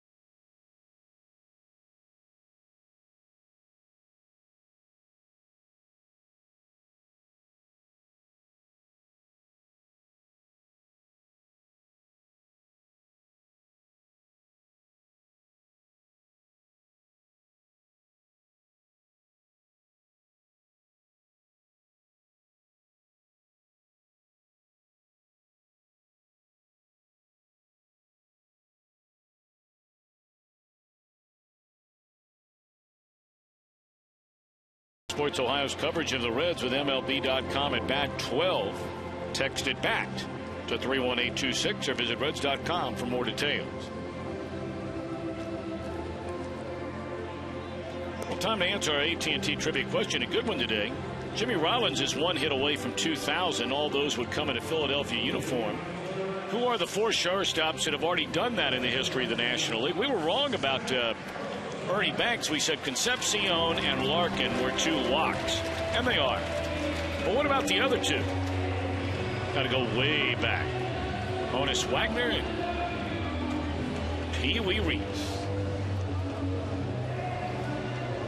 I'm impressed you got those off camera between innings. You told me that you came up with those 2. I never said I came up with them. Well, I never said that. You somehow came up with them. I did, but I never said I came up with them.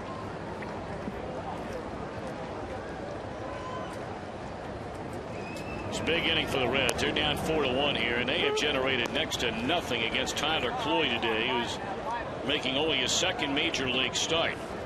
He has fanned 7, walked none. The Reds have 3 hits.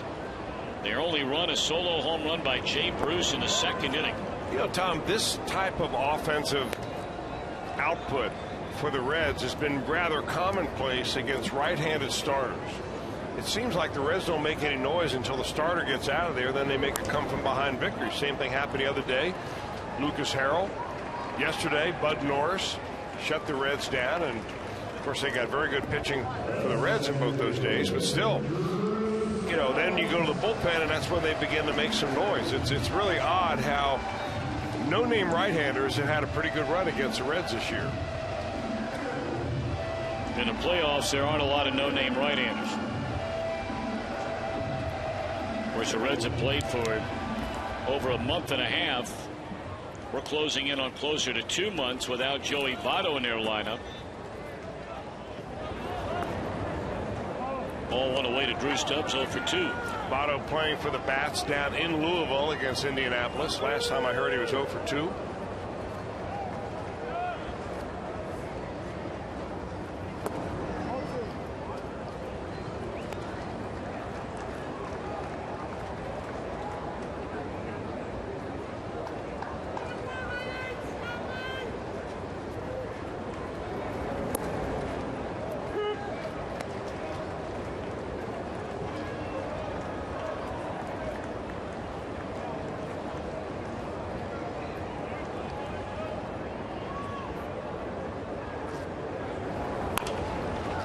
There's a routine one-hopper.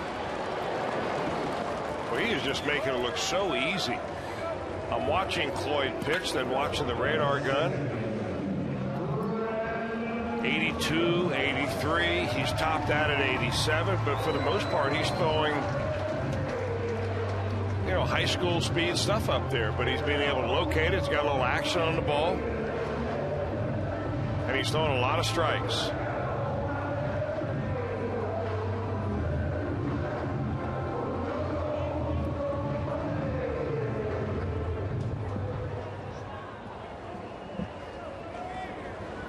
So now Brandon Phillips. Breaking ball got away from Cloyd there. Brandon 0 for 2 is fly to left and bounce to third.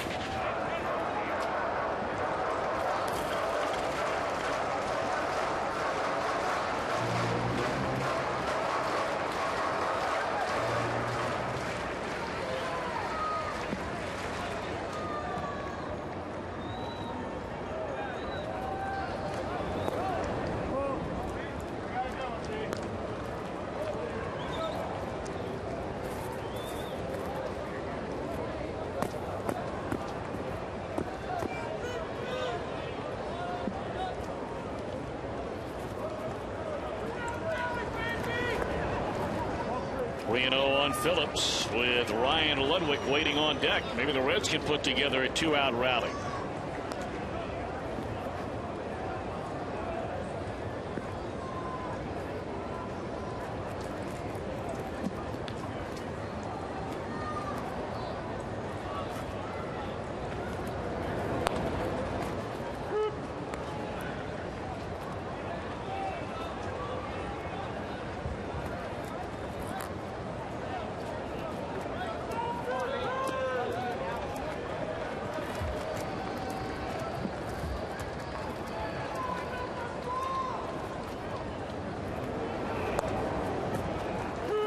So 3-0 goes to 3-1 and now to 3-2 on Brandon Phillips. 2 outs, nobody on. Philadelphia 4 runs, 8 hits against Johnny Cueto. The Reds 1 run, 3 hits against Tyler Cloyd, and now the payoff pitch coming to the Reds second baseman.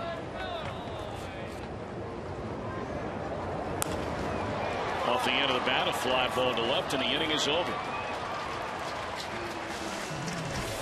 We move to the 7th with the Phillies still leading 4-1.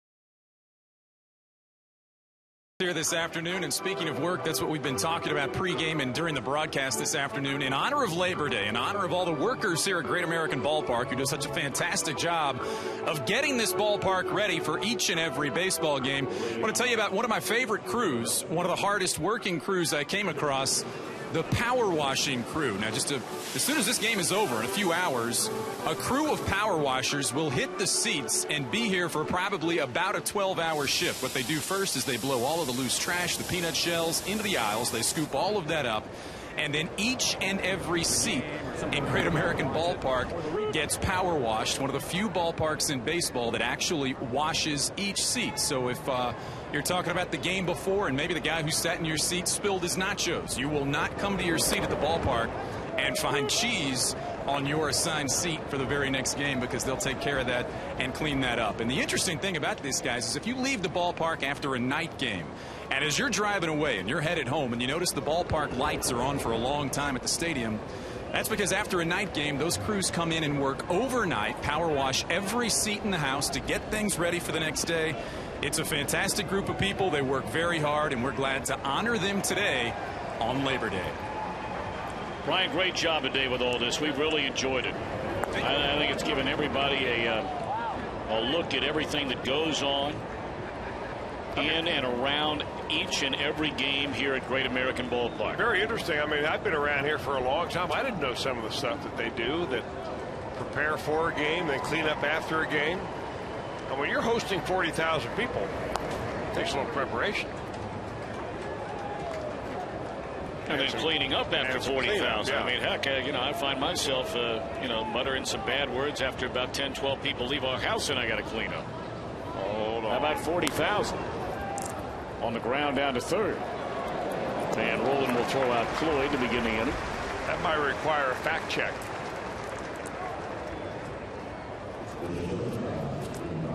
Me cleaning up? Yeah. Believe me, there's no chucking out about that.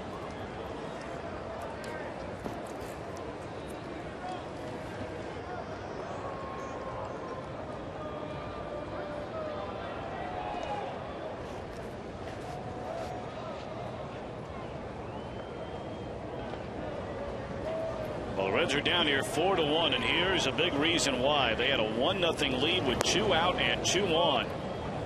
After the 8 and 9 hitters in the Philadelphia lineups put together back-to-back singles with 2 men outs off Cueto in the 5th. And on the very first pitch in the at-bat to Jimmy Rollins, he whacked one over the 370 mark in right center field to put Philadelphia ahead. They got a home run to extend their lead to 3 by John Mayberry in the 6th inning, and here's Cueto in the 7th. He has not lost a day game this entire year. 11-0 in 13 starts.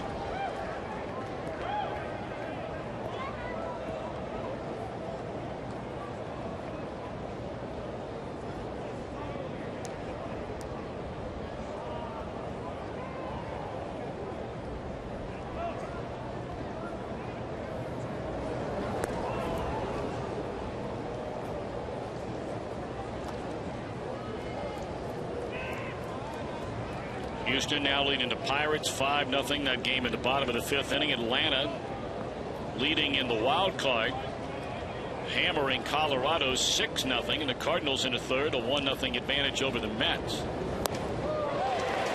One time Cueto just blew away Rollins on a high fastball, and there are 2 outs in the inning. It's almost like he said, I've had enough of this, and I'm going to take it into my own hands and rear back and add a little extra on it. It was a breaking ball that Jimmy Rollins hit for a home run. That ball just right by him at 94.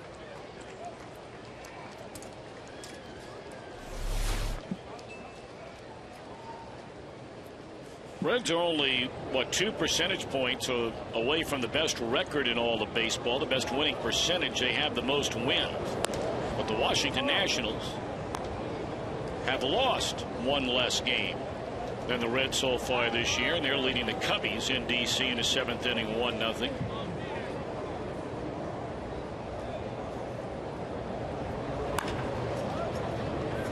Roll to Brandon Phillips, and that is a 1-2-3-7.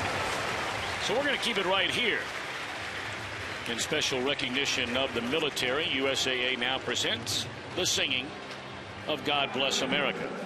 Stretch presented by Rumpke. As you exit the ballpark today, be sure to use the green Rumpke recycling containers on the concourse. Right now, please stand and join us in singing Take Me Out to the Ball Game.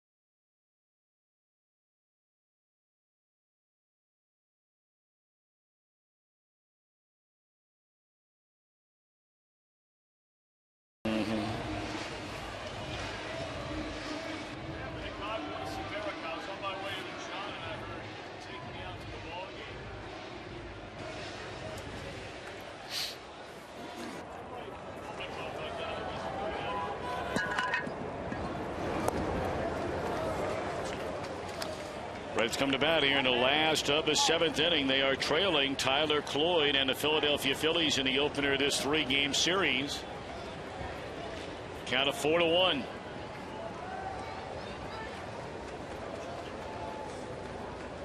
Cloyd has only allowed 3 base hits, one of them to the man who bats now, and Ryan Ludwig, who had a 2-out double to left field in the 4th inning, but behind here 0-2. Yeah, there really haven't been all that many really good swings off of Tyler Cloyd this afternoon. Ryan Ludwig had one. Here's the breakout on how he has gotten his out. 7 strikeouts, a couple of ground balls, and 9 fly balls, but really none of them all that threatening.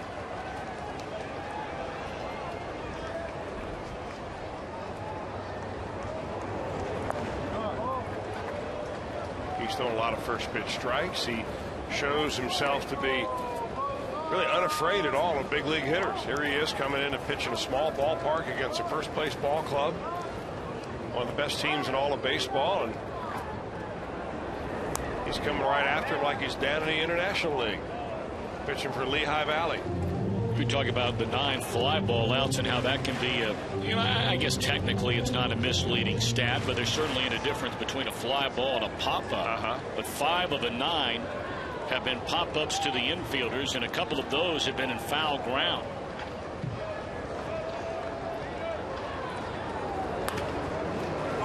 Deep in the hole at short. Rollins.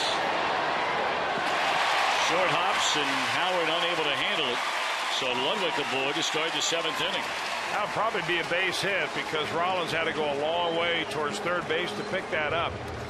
And when he did throw it, he short hopped Ryan Howard down there, who normally is a pretty good first baseman at scooping the ball out of the dirt. This one was an odd hop to try to get, though.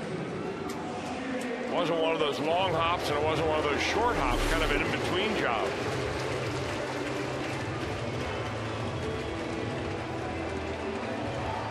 Well, Let's see if that can get anything started here for the Reds against Cloyd in the last of the 7th inning, trailing by 3. It'll be interesting to see how Cloyd pitches to Jay Bruce, because last time he struck him out on a changeup, it had Bruce looking bad in the process.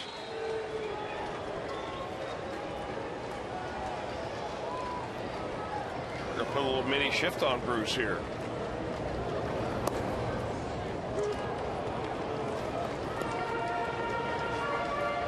I mean, nobody on the left side of the infield at all now. The third baseman Franzen is coming over a little bit more, and Jimmy Rollins goes back into the third base side of second base.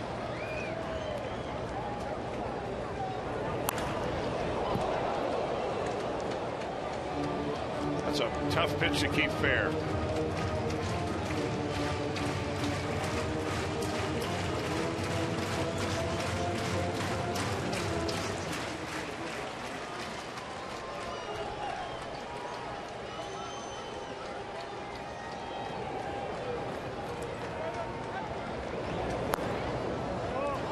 For a quick and delicious meal the whole family will enjoy, try JTM's beef or chicken Philly steak kits. That's JTM. 1-2 the count on Jay Bruce. Ludwig an infield hit to start this Cincinnati 7th inning, down 4-1. And he struck him out for the 2nd straight time.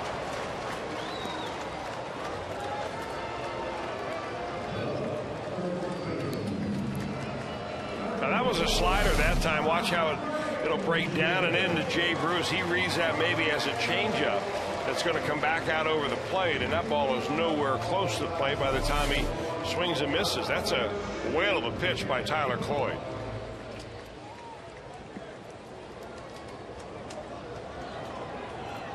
Frazier 1 out of 2, had a single into left field.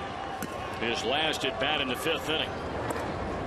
Look bad on that pitch in. That means Frazier has reached base now in 26 consecutive games. How about that?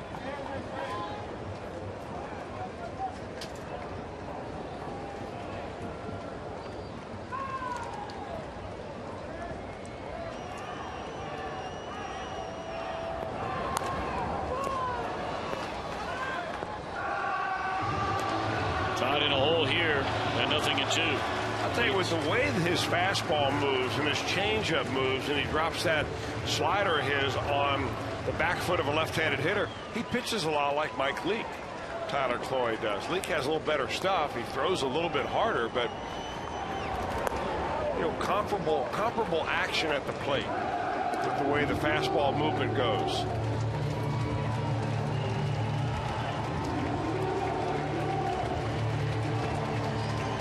.25 years old, making his 2nd major league start.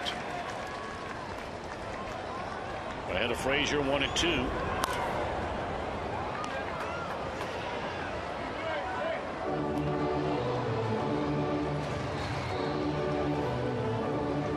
Reds have rallied in so many games this season.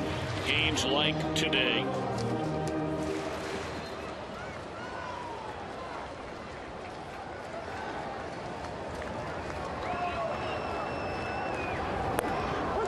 On the inside corner, and Frazier didn't like the call. That's strike 3.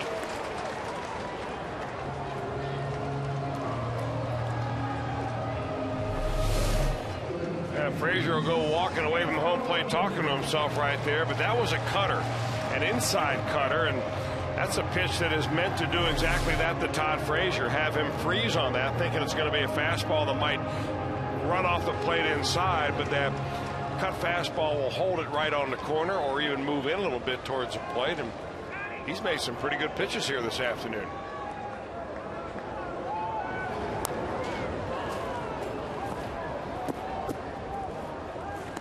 I'll tell you, his receiver too, Steve LaRue, just up from Double-A. I mean, you talk about a guy that really has no high minor league experience. He's done a nice job back there, very quiet behind the plate. He and Cloyd are calling a pretty good game.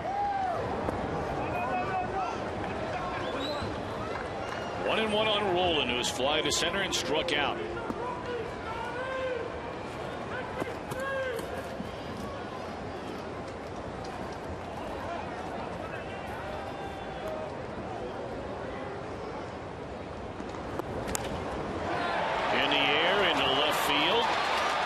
backing up on it. Lance Nix, a former Red, makes the over-the-shoulder catch, and that'll end the inning. A leadoff hit, but no damage done. Reds trail 4-1.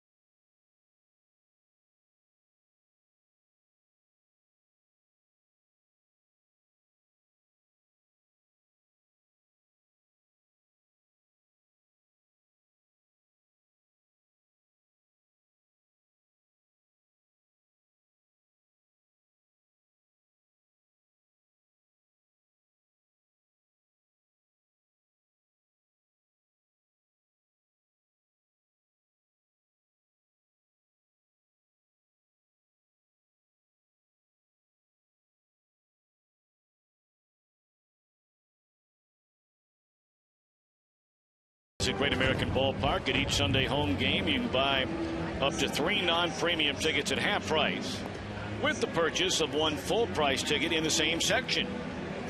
Offer available in advance of game day only. Some restrictions do apply, but visit Reds.com/family for more details. Of course, the Reds will be here on Sunday, kicking off a 9-game homestand here today. Phillies in for 3, Houston, and then the Pirates.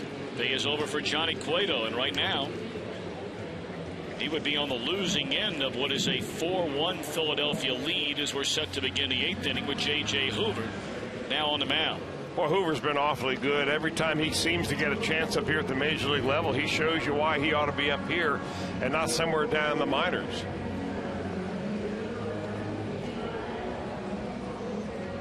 Acquired from the Atlanta Braves earlier this year. 21st game now for Hoover, who spent some time up and then got sent back down.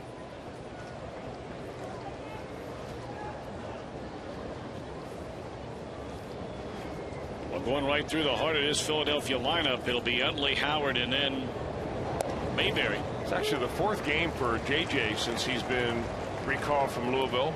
First time it was against this Philadelphia Phillies team in Philadelphia. Extra inning ball game. Well, he pitched out of some tight jams there and just had great stage presence. Tough guy to get rattled.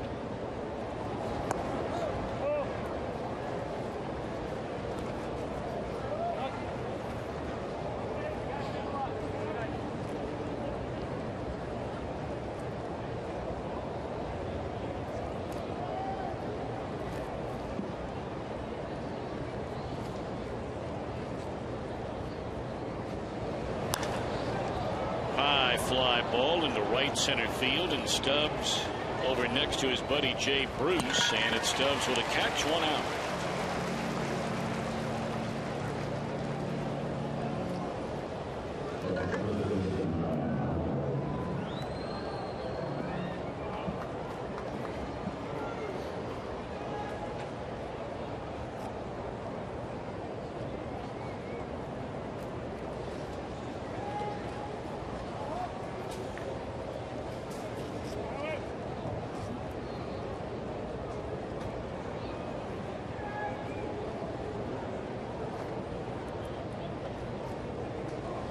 Now Ryan Howard 0 for 3 has struck out twice and bounced out to the first baseman Frazier. That was during that 13 pitch at bat he had against Cueto in the 4th inning. Very odd outing for Johnny Cueto. He allowed 2 base hits and retired 9 in a row through the first 4 2/3 innings.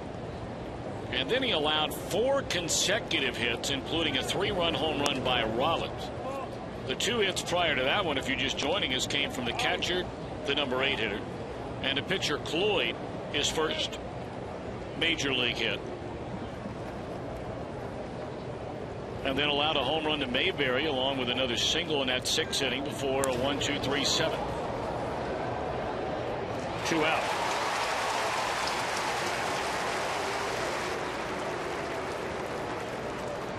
Well, Fox Sports Ohio for years has brought you the Reds, and now it's time for us to bring you to the Reds.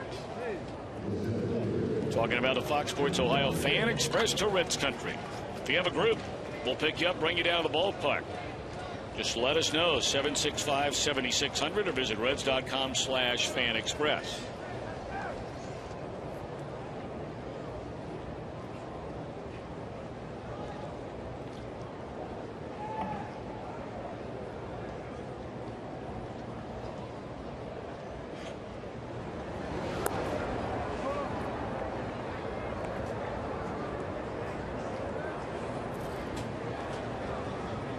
Mayberry has bounced to third, struck out, and hit that line drive that just did clear the wall in left field for a home run in the 6th inning. Hoover throws a fastball at 93 up and away, and he waves right through it. They're looking ahead of the Reds' bottom of the 8th. It'll be Hannigan, a pinch hitter for Hoover. And into the top of the order in Cozart, and the Reds needing and wanting a lot more than that.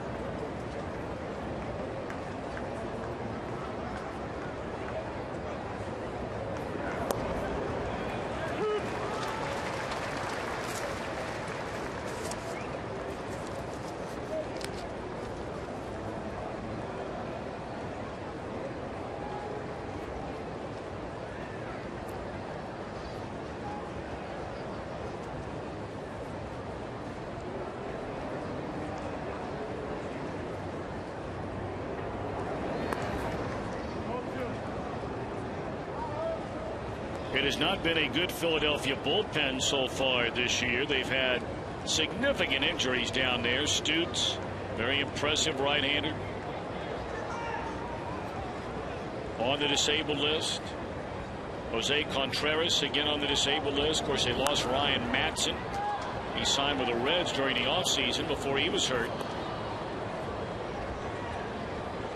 The left-hander Bastardo and the right-hander Papelbon have been their 2 primary weapons the entire year.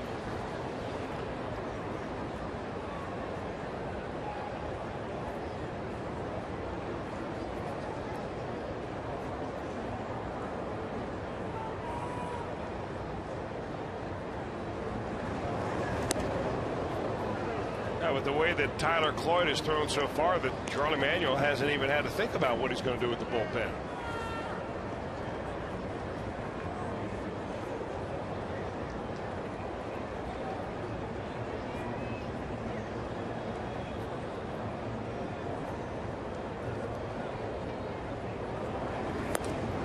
Gone swinging is Mayberry, and a 1-2-3-8 for J.J. Hoover. Reds have 6 outs to play with, trailing by 3.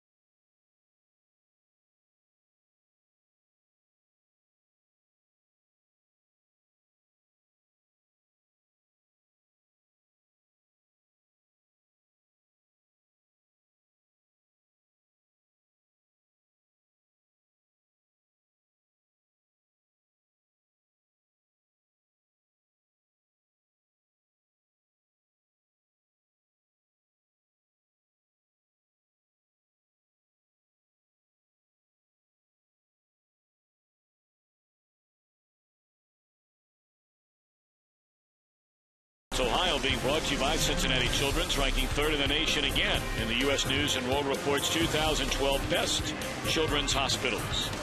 And by the dependable, long-lasting Chevy Silverado and your tri-state Chevy dealers.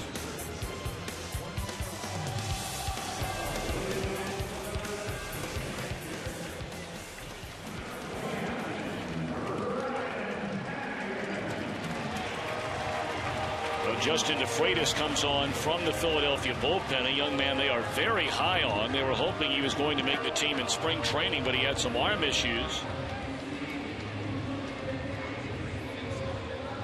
Just brought up from Lehigh Valley today. Yeah, he had an elbow problem that put him on the 60-day disabled list, so he missed most of the year. In fact, he was sidelined until late July.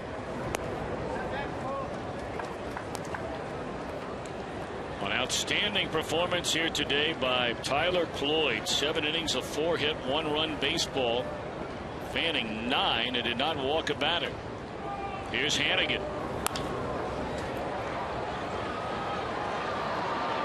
And Reds down by 3 and up there swinging early in the count pretty regularly here over the last couple of innings. After a ball 1 pitch, Hannigan, first pitch he sees in a strike zone, a roller to short, 1 out in the inning.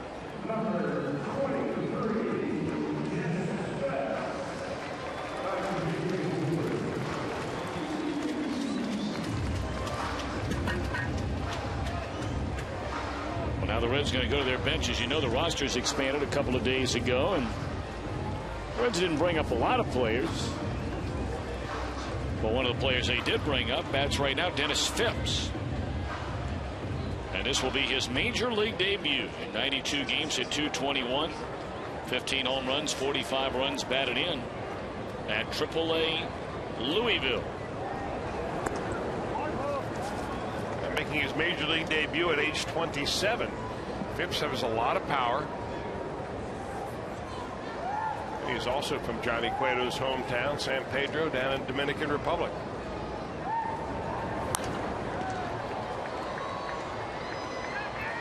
Hit 15 home runs for Louisville Bats this year. Not a good batting average. He was down in the low 220s. Got off to a bad start, but came around a little bit towards the end of the year.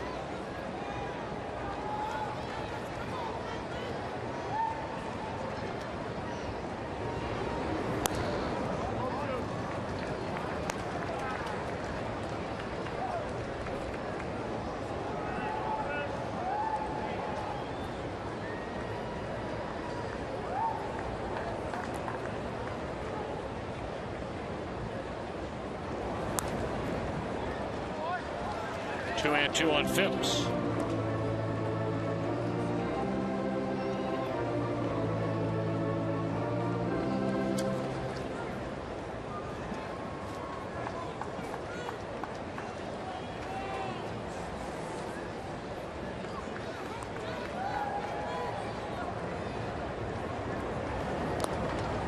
Breaking ball stays up and in. There's not been a single walk in the game today. And here a 3-ball count on Phipps. Cueto, 7 innings without a walk. Cloyd, 7 without a walk. Payoff pitch now on Phipps with 1 out and no one on. And there's the first walk of the afternoon. How about that? Young man in his major league debut. A little bit of patience up there.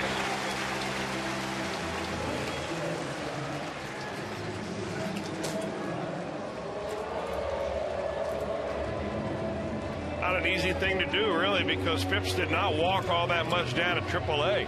He was a swinger, wanted to hit that ball deep. But he works a walk, and now the Reds are trying to get something going here. Good job by Phipps to get on base. Well, now you roll over to the top of the order, and we'll see if the Reds can do some damage. It has been a very, very rough day for the first 3 hitters in this Reds lineup. Combined 0 for 9. And I mean not a ball hit hard all day long.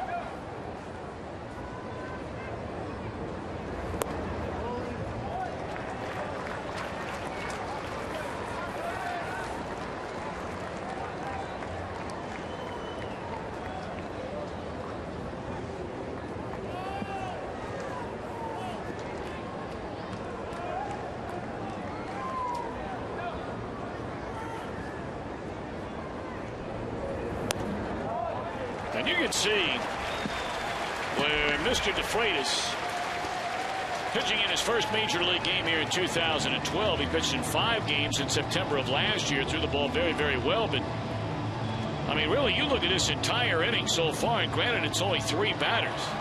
A bit of a surprise that Hannigan, after a badly missed first pitch in the at-bat, would be swinging at the first strike in the at-bat that turned into a very easy out. Phipps working to count full, draws a walk, and now 2-0 to Kozar. I'm a little surprised he's in the ball game anyway. Here the Phillies are winning, and they're going to bring a kid in that hasn't pitched all year yet. And he looks to me like he's just trying to aim the baseball. He's obviously got a good arm.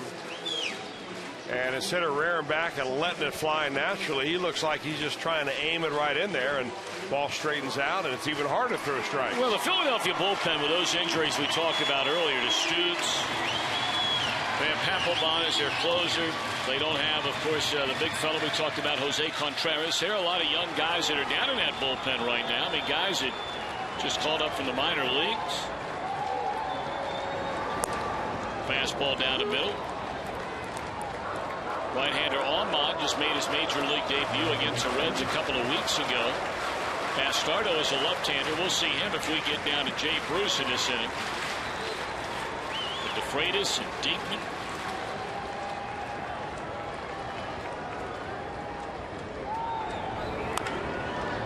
Bouncer foul wide of third, and it's 2-2 on Kozar. They've got that other youngster we just said, Diekman, just brought up from Lehigh Valley prior to today's game. He's the one throwing the ball in the bullpen right now.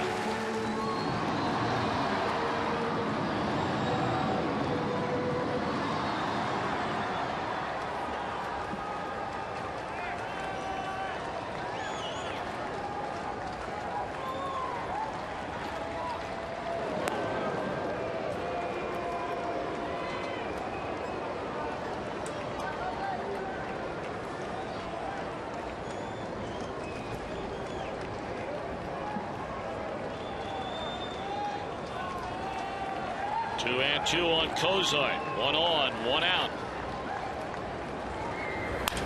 And a broken bat roller down to third. This will be easy. And that's a double play to end the inning. Boy, oh boy. We move on to the 9th. Philadelphia with a 3-run lead.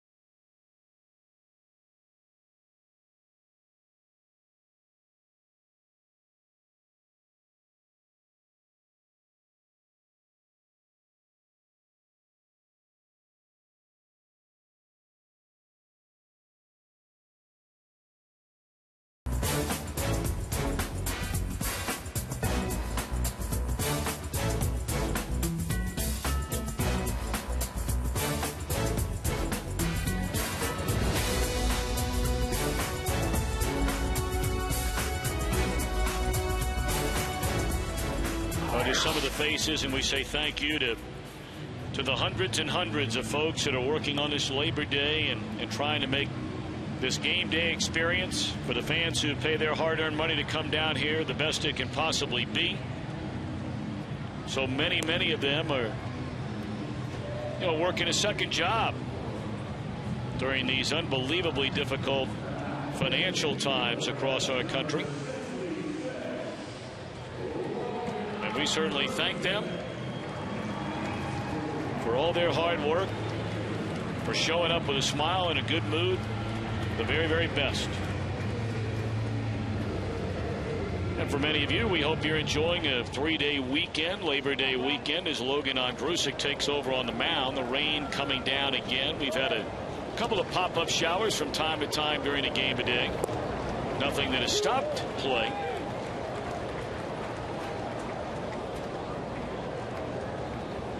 Dominic Brown at the plate. Of course, the Reds beginning play today, 9.5 better than the Cardinals in the National League Central. The Cardinals are beating the Mets 4-0 in the 4th inning. And some decisions for the Reds to make. I mean, they don't want to talk about the playoffs right now. They haven't clinched a spot. Magic number of 19 going into play today. But even though they don't want to talk about it, at the same time, Dusty Baker, Walt Jocketty, the coaches, baseball personnel, people are evaluating every single player on this team and where they are in terms of what could possibly be a postseason roster spot. And I'm not so sure there is one player and or pitcher on this team that will be more under the microscope than the man who's on the mound right now, and that's Logan Ondrusek. Well, he lost his spot in the major leagues not too long ago. He had a brief stint down there in Louisville, and he was really the victim of numbers. When Devin Mesoraco had a service suspension, the Reds needed another catcher. They had to play one player short. That was the rule. If you have a suspended player, you go from 25 on your roster down to 24. So your most expendable guy is a pitcher. So it was Ondrusek that got sent out. He got recalled here at the first of the month when you can expand rosters. Went down there and pitched in 3 ball games. But you're right. He's one guy that I think at the very beginning of the year they thought, hey, this is the closer of the future. This is before Aroldis Chapman came into the closer spot and essentially blew away everybody he faced. Logan Ondrusek was throwing his fastball upwards of 95, 96. Had a great splitter, a good curveball. Looked like he was just going to breeze right through this year. And he had a couple stumbling blocks along the way, mainly a little back problem that set him back, and hasn't been quite as consistent as they had hoped. Well, it's interesting to know you're talking about a guy who's trying to earn his way back onto the potential postseason roster. In one game this year, that was all the way back in the middle of May, Ondrusek allowed a career high 5 runs. That was a game against the New York Mets. If you take away that one game in the other 52 games in which he has pitched this season, his earned run average is 2.5. 2.58 in 52 games. I don't think there's any doubt at all that, if you ask yourself the question, are you taking your best, 10, 11 pitchers onto a postseason roster? Is Logan Ondrusek one of the 10 best? There's no doubt about it. He is. Well, you ask yourself also what happens to the one starter that you don't take. Do you put him in the bullpen or do you just keep him off the roster? That's where I was going, is all of a sudden you got to keep one of those guys in case something happens to a starter. So then who's the odd man out? It's a tough decision from a number standpoint. It's a tough decision personally, because Dusty Baker's got to look one of his players in the eye and say, you know what, you've been with us for most of the year here, maybe all year long, depending on who it is, and we're not going to activate you for the postseason. So you're going to watch along with the fans. You can watch from the bench, but you're not eligible.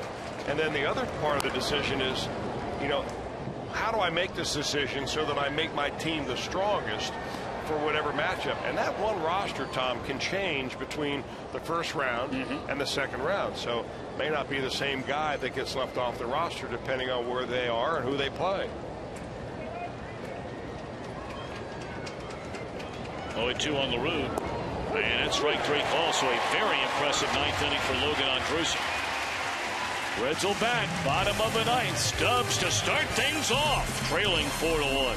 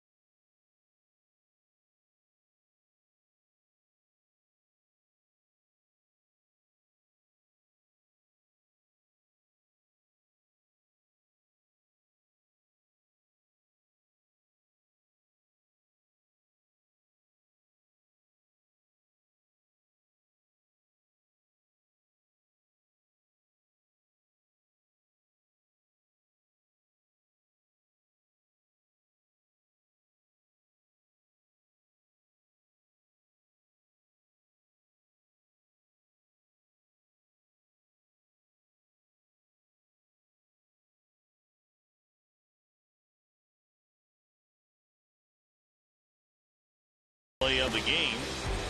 Turned in by Todd Frazier and Johnny Cueto. Frazier knocking it down, squirting out of his glove, and on the flip, nice catch by Cueto. That was not an easy catch.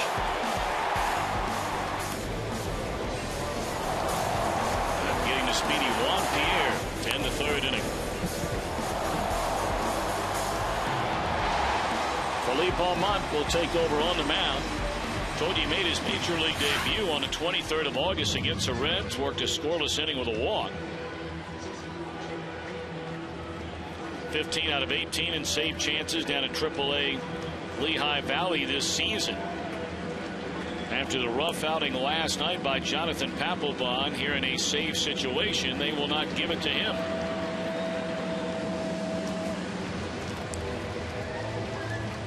He can be somewhat of an intimidating guy. The Reds saw him, as you said, Tom, in that one inning in Philadelphia, but he's 6'7". He throws from a little bit lower than a 3/4 arm slot. So if you're right-handed in the batter's box, you see this big guy coming at you. And if he has questionable control, and he does have questionable control, he can make you freeze a little bit. In AAA this year, he walked 34 and struck out 59. So he might be effectively wild. Well, we'll see if the Reds can exercise a little bit of patience here against this Philadelphia right-hander as they're down by 3. We begin the 9th inning with Drew Stubbs, and there's a strike at 95. Easy gas there. Almont, like many Philadelphia pitchers, has spent time on the disabled list this season with a strain in his back in the month of May.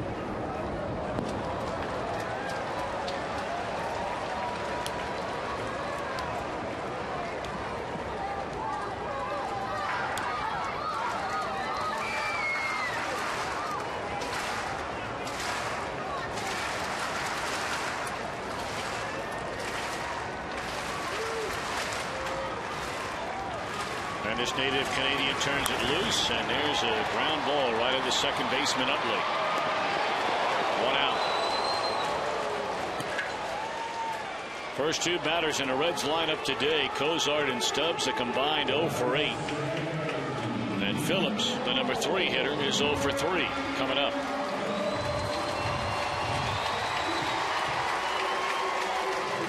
Of course, the Reds only have 4 hits in the game, 2 of them by Ludwig. A home run by Bruce way back in the 2nd inning, and a single by Frazier in the 5th.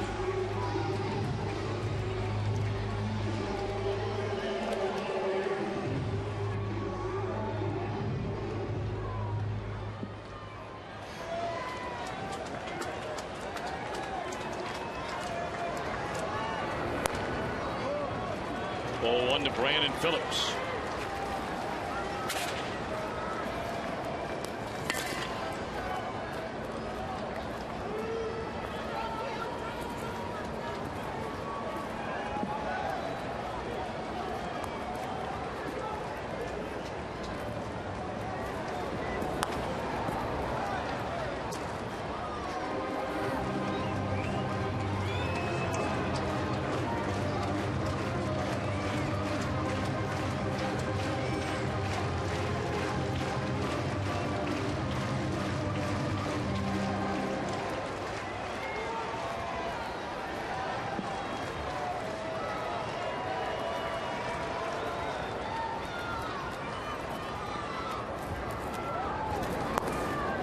Doing 1 on Brandon.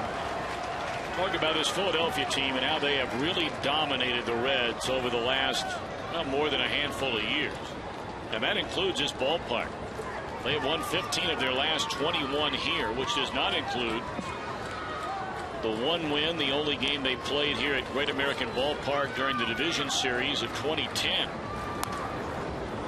2-2 on Phillips. So clearly it is a confident Philadelphia team when they play the Reds and when they play in Cincinnati. Well, they took on the Reds' best this afternoon, and they didn't exactly blow Johnny Cueto out of the ballpark, but that 3-run home run by Jimmy Rollins really nailed it shut, especially the way that the Reds hit today against young Tyler Cloyd. And there's a base hit into center field. So Phillips aboard with 1 out in the ninth. Boy, he's a good low ball hitter, is he not? I mean, he went right down to get that ball below the knees and lines it up the middle for a base hit.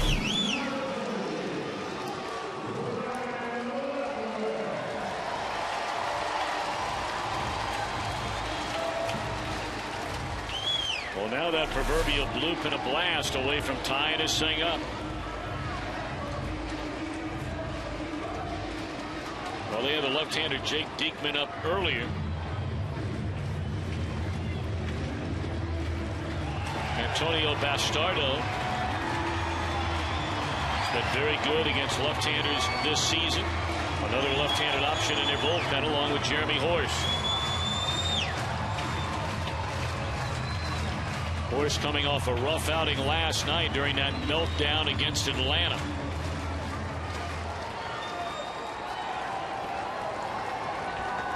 And they have Diekman loosening in the bullpen. 0-1.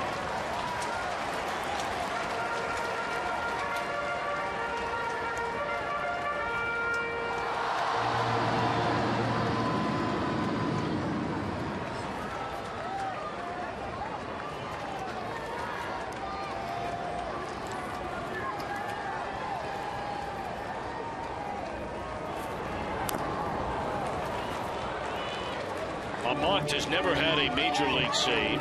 In fact, he's never had a chance at a major league save. Chris brought up earlier, this young man, a former #1 pick by Seattle going back to 07. Traded to Philadelphia for Cliff Lee in 09. And of course, then the Phillies got him right back. That being Cliff Lee.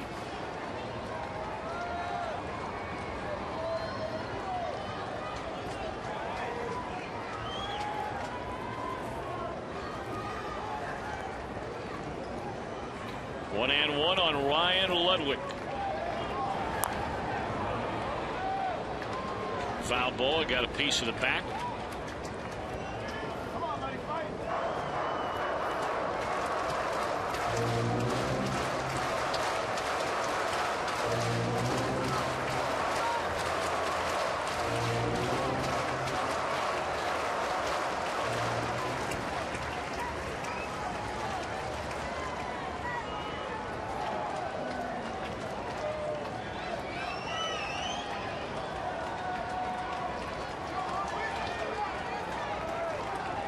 Reds down by 3, 1 on, 1 out.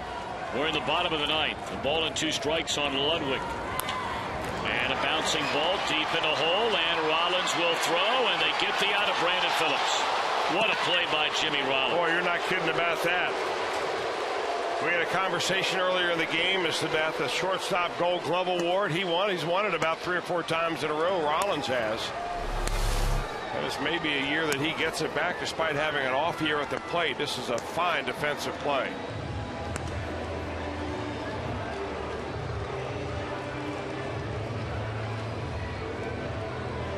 You know, you're looking today at 2 of the best double play combinations. Shortstop, second baseman in the entire league. In Brandon Phillips and Zach Cozart, and Jimmy Rollins and Chase Utley.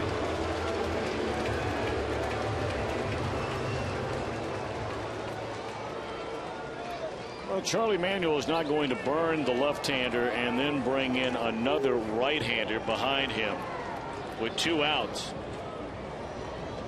And a tying run standing in the on-deck circle, so they will pitch to Jay Bruce. And then leave in this right-hander, it's assumed, should we get that far, to face Todd Frazier next. Yeah, probably a different story and a different decision if the tying run was Jay Bruce instead of Todd Frazier on deck.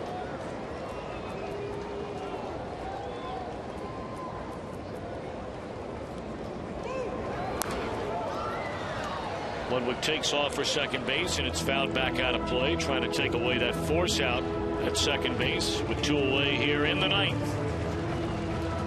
Reds coming off a 5-1 road trip through Phoenix and Houston.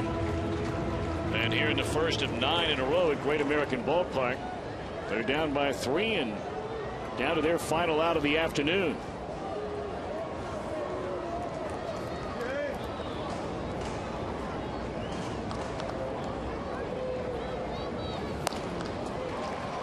Bruce homered back in the second inning for the only Reds run. He struck out in the fourth inning and struck out again in the seventh.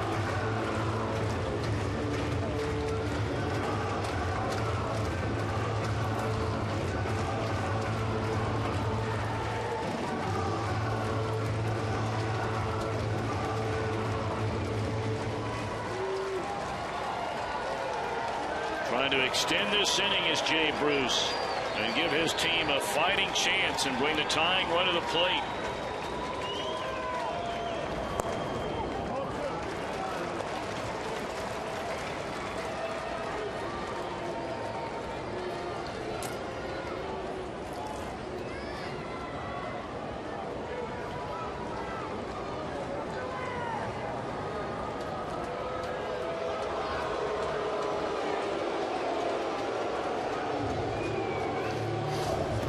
Miller time moment brought to you by Miller Lite. What else changed the game? 2 on, 2 out. Reds have a 1-0 lead in the fifth, and Rollins a home run to right center. That put Philly ahead 3-1. They got a home run from Mayberry an inning later. That's where we are with 1 on and 2 out here in the last of the ninth inning. 2-2 on Jay Bruce. In the air, foul territory, and this one's out of play.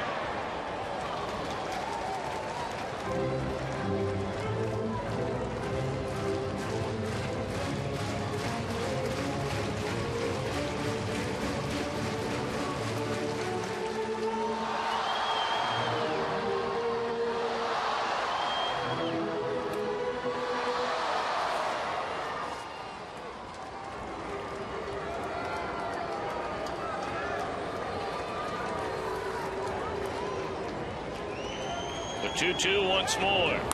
And it's into center field, a base hit. They're going to wave around Ludwig. So Bruce knocks in his second run of the day, and the hopes are still alive. It's a 2-run ball game.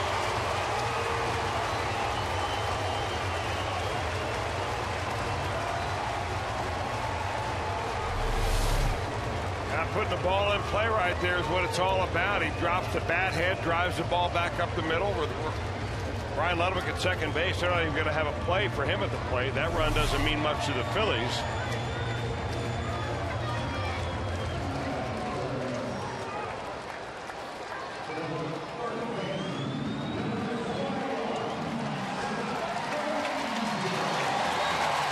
That gives Jay Bruce an even 89 runs batted in. I beg your pardon, I thought he had gotten to 90 with that one. So 89 for Bruce on the year, including the only 2 runs the Reds have scored today. Now Frazier representing a tying run here in the bottom of the ninth inning with 2 outs. Well, he had made up his mind before that ball ever left Almont's hand that he was going to swing at it. It was about 1.5 feet outside, but strike one.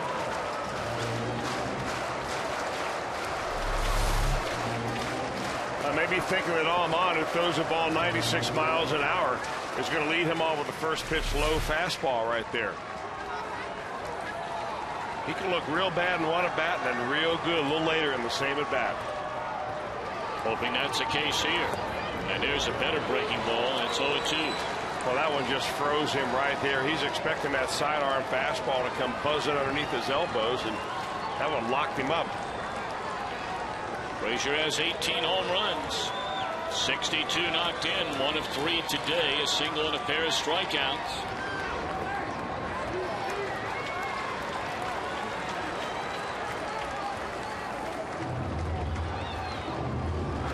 Phillies trying to make it a day of first, and Todd Frazier trying to halt that tune. It would be the first major league win for Cloyd. It would be the first major league save for Almont.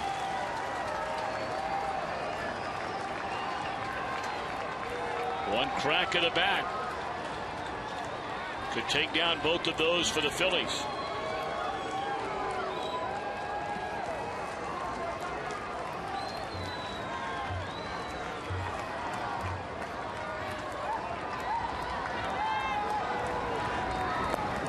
Two and 2 on Frazier.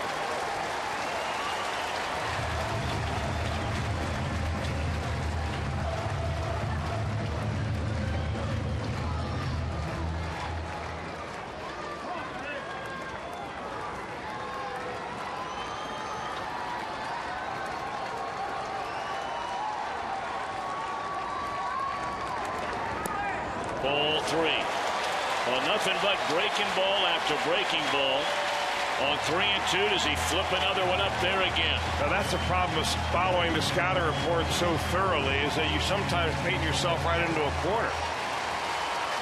If you've thrown 3 of them in a row and you can't throw it over the plate, maybe it's time to throw something else. 3-2 on Frazier. Got a fastball in on his hands at 96, and he fouls it out of play. Well, I don't know, with the movement on that fastball at 96, and you're 6 feet 7 inches tall. I'm not sure why Philippe Almond isn't afraid to throw that fastball to anybody.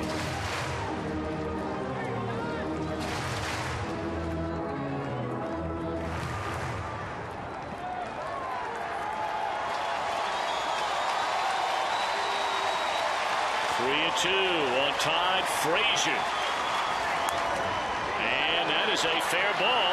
Almond throws, and it's in time, and that's the old ball game. So the first major league save for this young Philadelphia right-hander, giving Cloyd his first major league win. And the Phillies win the opener of this 3-game series by a count of 4-2. Reds Live right around the corner. You're watching Reds Baseball on Fox Sports Ohio.